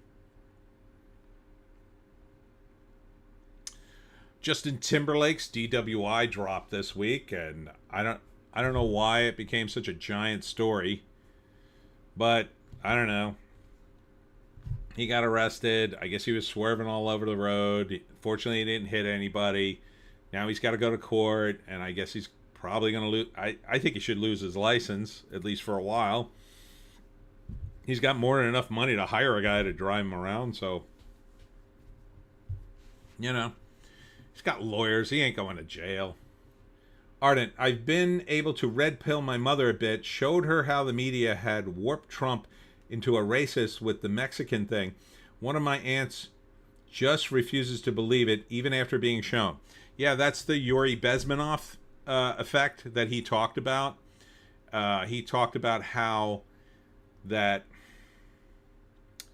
the media and the propaganda would inoculate people or brainwash people enough that even when you showed them the truth with their own eyes, they wouldn't believe it. So, like, this week, Snopes dropped a bombshell for them, which was they finally admitted the Trump hoax, the Fine People hoax, was a hoax.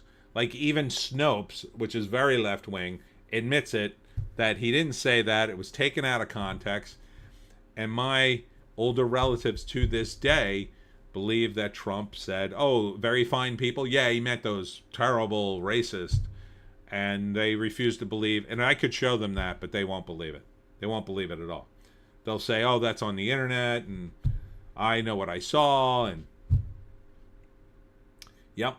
Alex Ogle, I love the line from The Simpsons. It wasn't DUI, it was a DWI. That's right. Ardent Party, Uncle Yuri, Zevix to Mind. Yuri was right. Unfortunately, yes. He was very right. It's scary now, because I remember seeing those videos relatively early on and saying, wow, that's a frightening world. I'm glad I don't live in that. And then now I live there, unfortunately. Bleeding Fool. Oh, here's more bad Star Wars news.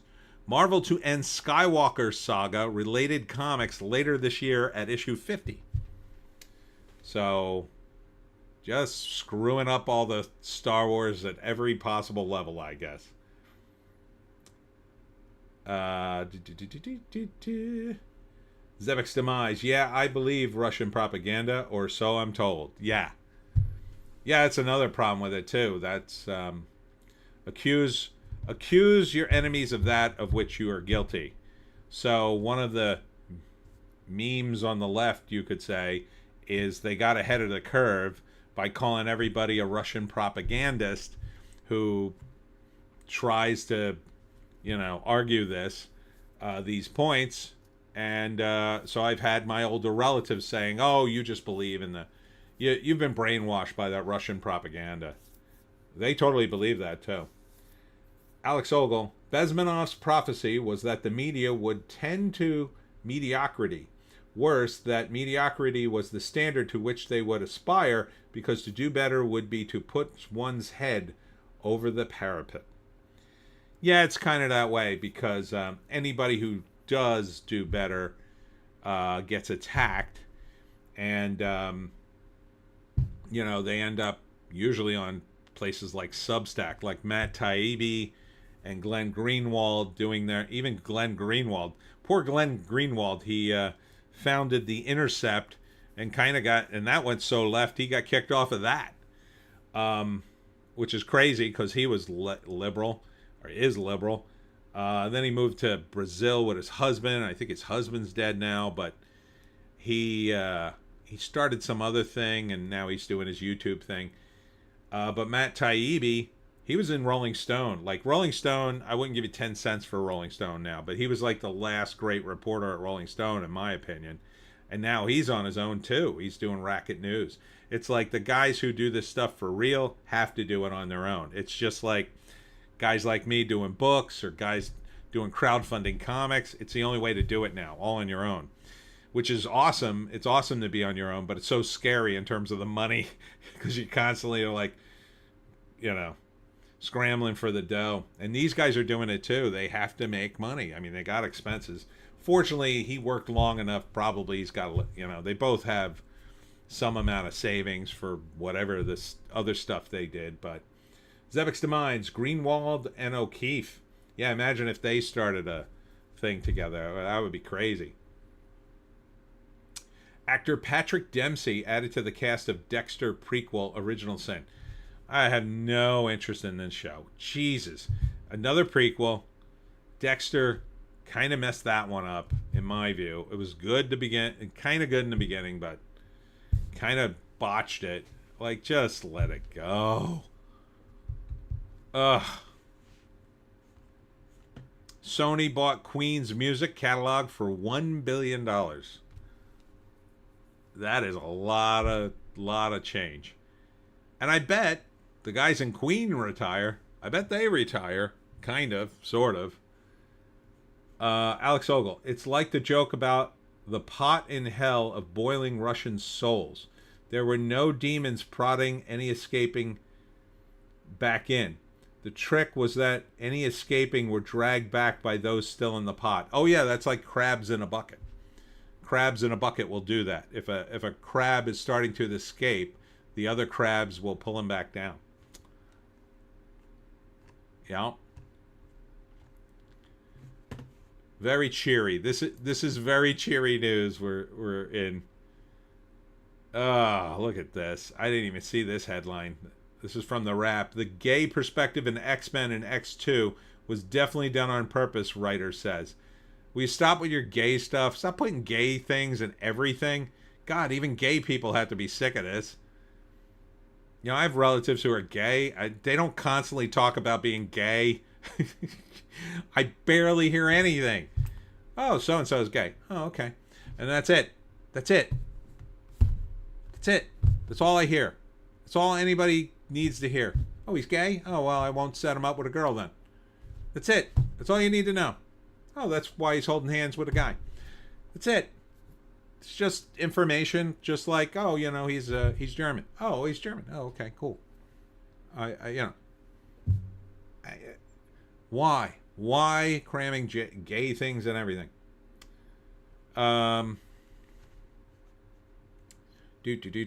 Five more meta horror movies to watch after The Exorcism and where to stream them. All right, sounds interesting. Meta horror movies. The Exorcism. Oh, come on. All right, hold on. Got to do this. Put it in the old archive. All right. Let that simmer a bit. And now I'm not on deadline anymore. Hold on. Oh, wrong one. That's a direct. Oh, God. I tell you, this shell media, so bad. Or no, I was on the Wrap. Or I went to deadline. Let's see. Was there anything else? Anthony Michael Hall politely declined to be in Bratz. Still hasn't watched the Brat Pack documentary. Yeah, I don't think it did particularly well. I mean, I was from that era, but I'm not particularly interested. Kinds of Kindness stands out at busy specialty box office with $70,000 theater average. I don't know, this movie looks weird as F. I don't think I want to see this movie. I don't think it's going to do well, but they might throw a bunch of awards at it. All right, this thing, it's still loading. All right, Cosmic Book News. Oh, we got to talk about The Boys. Okay, so The Boys, despite the producer insulting all the fans and telling people not to watch, it's still doing better than all the other seasons, according to at least one report. And they're saying in this article, season 4 or episode 4 is better than some of the earlier ones. Indie Phantom still going, and I'm back from my meeting. Holy crap, I am. It's over 3 hours. You going hard, Tony. I know, I haven't gotten through everything. Waiting for something to load here. Oh, wait. It loaded. All right. Okay, so 5 more meta horror movies to watch after The Exorcism. So The Exorcism is Russell Crowe. Ardent. Oh, yeah, season 3 is out. Or season 4 is out of The Boys, I think. Or it's coming out. So the meta horror movie is Russell Crowe in The Exorcism is playing a priest in an exorcism movie as an actor, and then he gets possessed. So these are other meta horror movies. Okay. Friday the 13th, Part 6, Jason Lives. We're going back to 1986? Okay. Weird. Wouldn't go see that. Wes Craven's New Nightmare. Yeah, because what's the name? Freddy as the actor is in it, and I guess Freddy's in it. Scream, 1996, always was meta. Kind of the reason I don't like it. Cabin in the Woods. I haven't seen this movie, but I've heard good things. I might watch it one day. The Final Girls, 2015. I guess. Alex Ogle. I refuse to watch the latest series of The Boys. The last one was not bad, but set up series 4 as terrible. Ardent 4. I don't think I've seen 3. A lot of people said 3 was really bad. Indie Phantom. Crow in another Exorcist deal. Yeah, I know. Weird, right? Ardent. Oh, yeah, the meta thing. Zevix Demines. Russell shouldn't have signed up with Tommy for the Tommy Watts scam. Ardent, Cabin in the Woods was fun. Indie Phantom, Cabin in the Woods was meta, tedious to me. Alex Ogle, the only nightmares worthy of remembering from 1986 or Challenger and Chernobyl are Challenger and Chernobyl.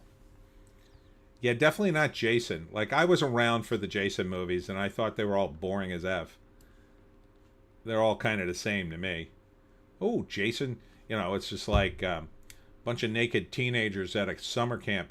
Fred, and machete in the head, and then somebody's looking for the girl who's just been murdered, and then machete in the head, and then someone's looking for both the girl and the guy who've been murdered, and then machete through the chest, and it just goes on like that. It's very bloody.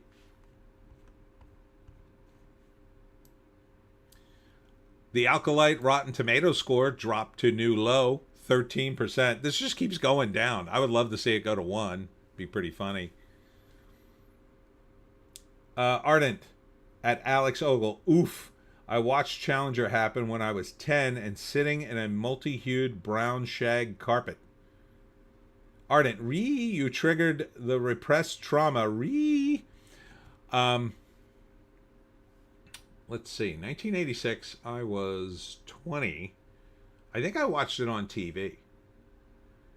Yeah, I think I watched it live. I turned on the TV, and if I recall, it was like, oh, here's the shuttle launch. All right. Huh, what happened?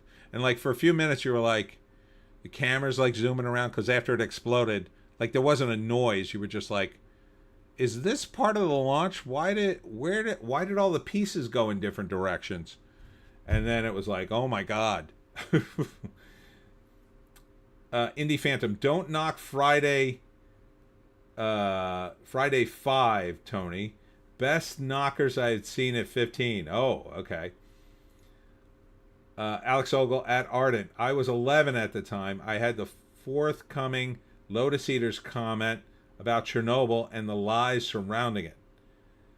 Nice. Ardent, cool. Will that be this week? I should be watching this week. No classes. Zebek's Demise. I have a recording of it on my beta. My dad recorded all launches back in the 80s. Oh, wow. Doctor Who scores worst rating seasons for the season finale. So that just continues to go down. I mean, it's both Disney. They're just... Why is anybody even buying Disney Plus? I don't get it. How many of these shows can you watch before you go, why am I paying all this every month? You'd think people would go, this sucks. Why am I paying for this? And again, there's not enough new stuff on the platform to justify it, in my view. I mean, there's a bunch of old stuff, I assume. I assume you can look at all the Marvel stuff or whatever for a time. I don't know. I don't have Disney Plus. I would never get Disney Plus. Even if they turn into the most based company ever and put me on it, I don't think I'd get it. The Avengers 5 films next year, if anybody cares. There's another picture of David Cornsweat at Superman, if anybody cares. There he is. He's doing the train thing. So there he is. Pushing the train back. Catching a train. And there's the comic book. See, the comic book, you should have done it like the comic book. Scrunching the thing all up. That one's okay. I'm sure he's scrunching a little bit of the train. I think he should do more scrunching. More scrunching, I would say. Oops. Sorry. Let's see. All right. That was on that. Is anything else left? I think I'm about to wrap up here, folks. Oh, and Blade continues to languish in development hell. And Wesley Snipes responded. Get Wesley Snipes back in this role, please. Ardent, that engineer is dead. Yeah.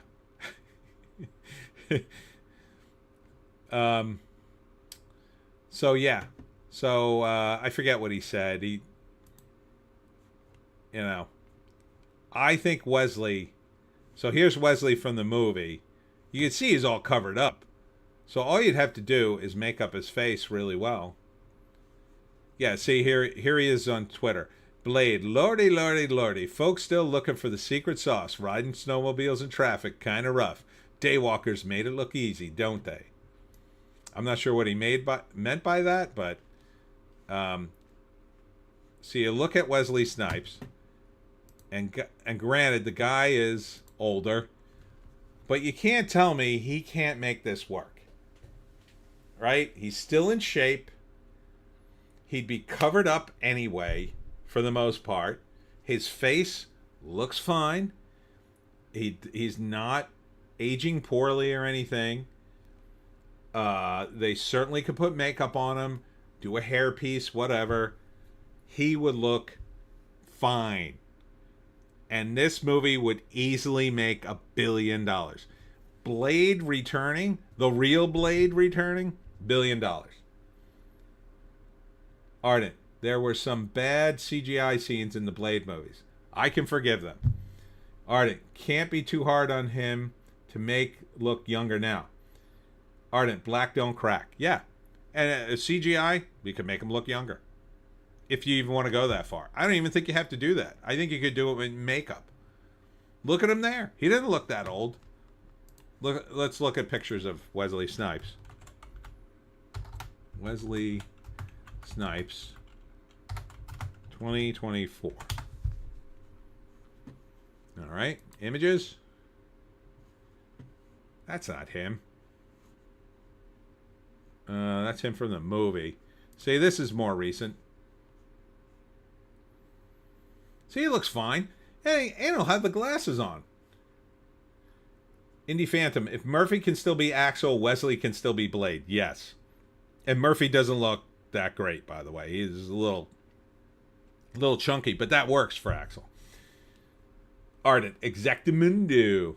Look at him. He looks fine. You put the mustache back on him, or he grows the mustache back. You put the... all he needs is a hairpiece. That's it. That's it. And that's easy. That's easy in Hollywood. Makeup and hair, easy. They could totally redo his face. The neck stuff could easily be CGI'd out. There's usually not... You just don't have shots of him with his shirt off or anything. Is this the best we can do for images of Wesley Snipes? I would have expected a few more. God.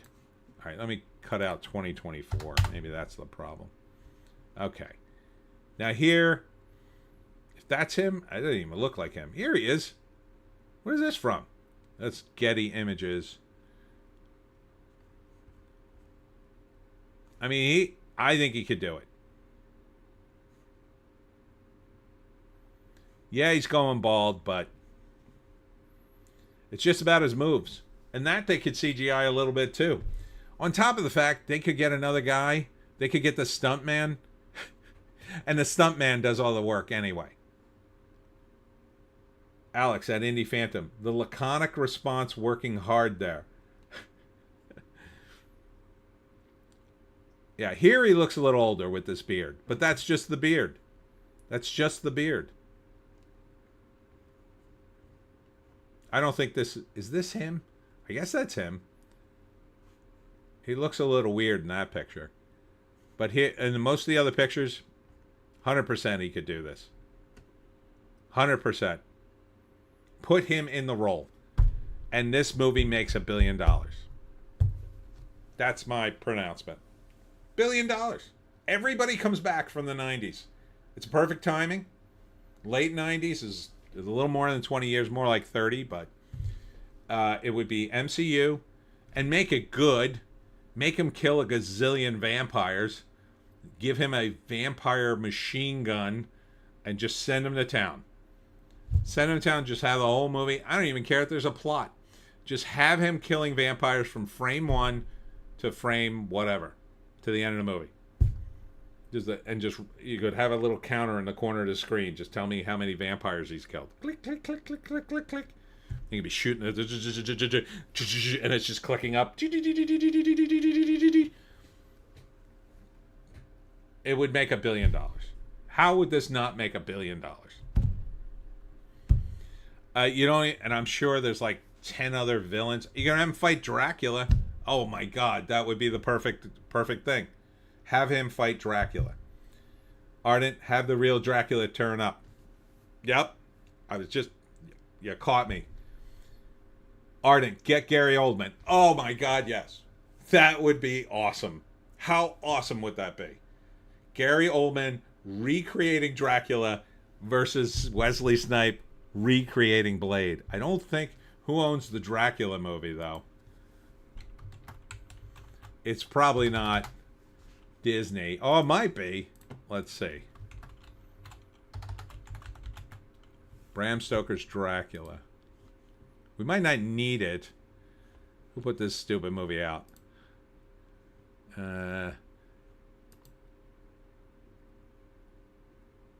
Alex at Ardent, yes. Indie Phantom. I think I don't know what the emoji means. Is that thinking about it? At Alex, let's see. Oh, that was Francis Ford Coppola.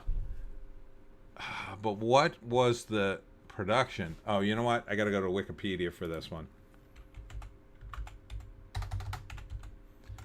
One thing Wikipedia is good at. Rams. Here we go. Blah blah blah blah blah blah blah blah blah blah blah. Who was it produced by? Produced by Francis Ford Coppola. Distributed by Columbia Pictures. Okay. Who owns them? I mean, Columbia Pictures. Sony owns them. Okay, so it'd be another Sony thing. That's a bit problematic, but Disney could make it work if they wanted it to. They could set up a Spider-Man deal. Yeah. It's Sony, though, ultimately. They're owned by Sony. So they'd have to do... Maybe they could do some sort of deal. I don't know. Or they just get... They just get Gary Oldman and do a slight variant on Dracula. This would be... I think you'd easily make $1 billion. I think it would be worth it for the deal. Indie Phantom. Oh, no, I did that one. Ardent. Sony. Blade Morbius. Oh, they could do that, but I don't think that would do well. LOL. It's Morbin time. Yeah, it's a shame that movie didn't do well. That would have been a cool mashup. But, yeah. Jared Leto. It's not good for movies. All right, I got to wrap this up. Holy crap, 3.5 hours. Every week it just gets longer and longer. But you guys have been great, as always. Thanks for tuning in. Let's see. So final thoughts. What have we learned today? Indie Phantom. Disney needs everything to appeal to wine moms and older Disney shills. I think there's some room for wine moms in Dracula versus Blade. I think they would come for Dracula. A Gary Oldman Dracula? I think they remember that movie. Holy crap, that's a good idea. It really is. Man, I want to see that movie. I will see that movie when AI is in my hands. I will say, I would like to see a movie, AI, called Bram Stoker's Dracula versus Blade.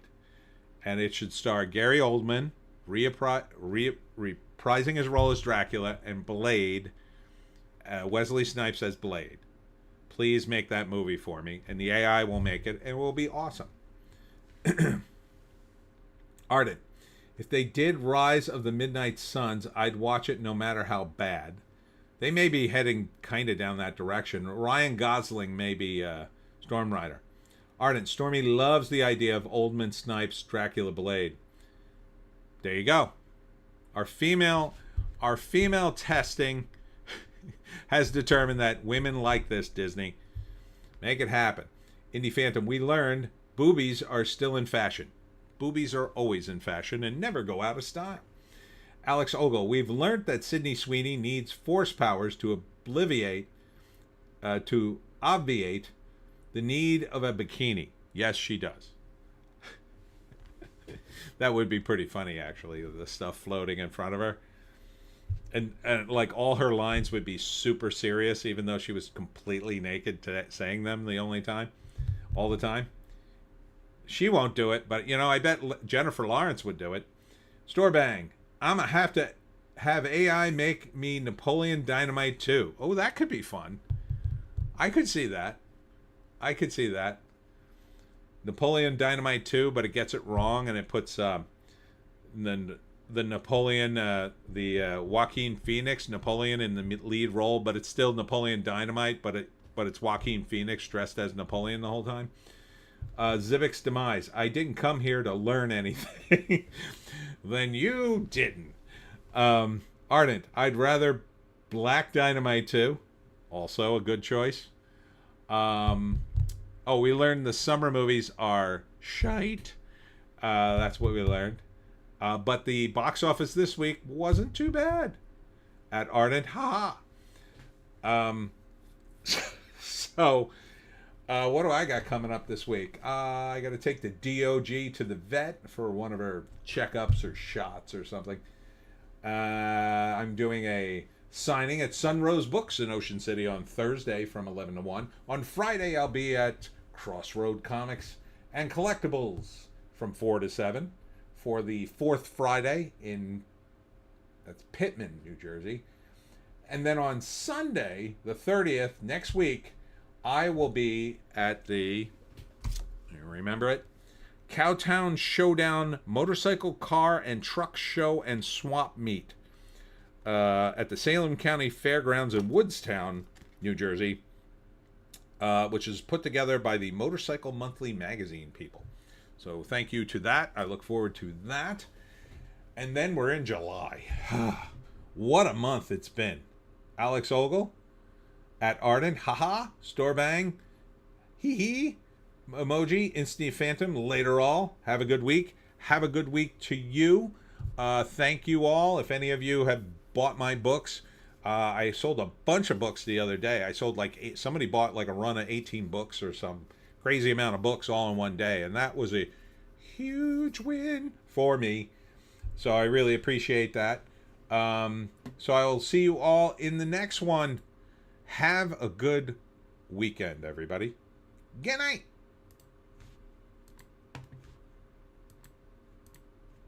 And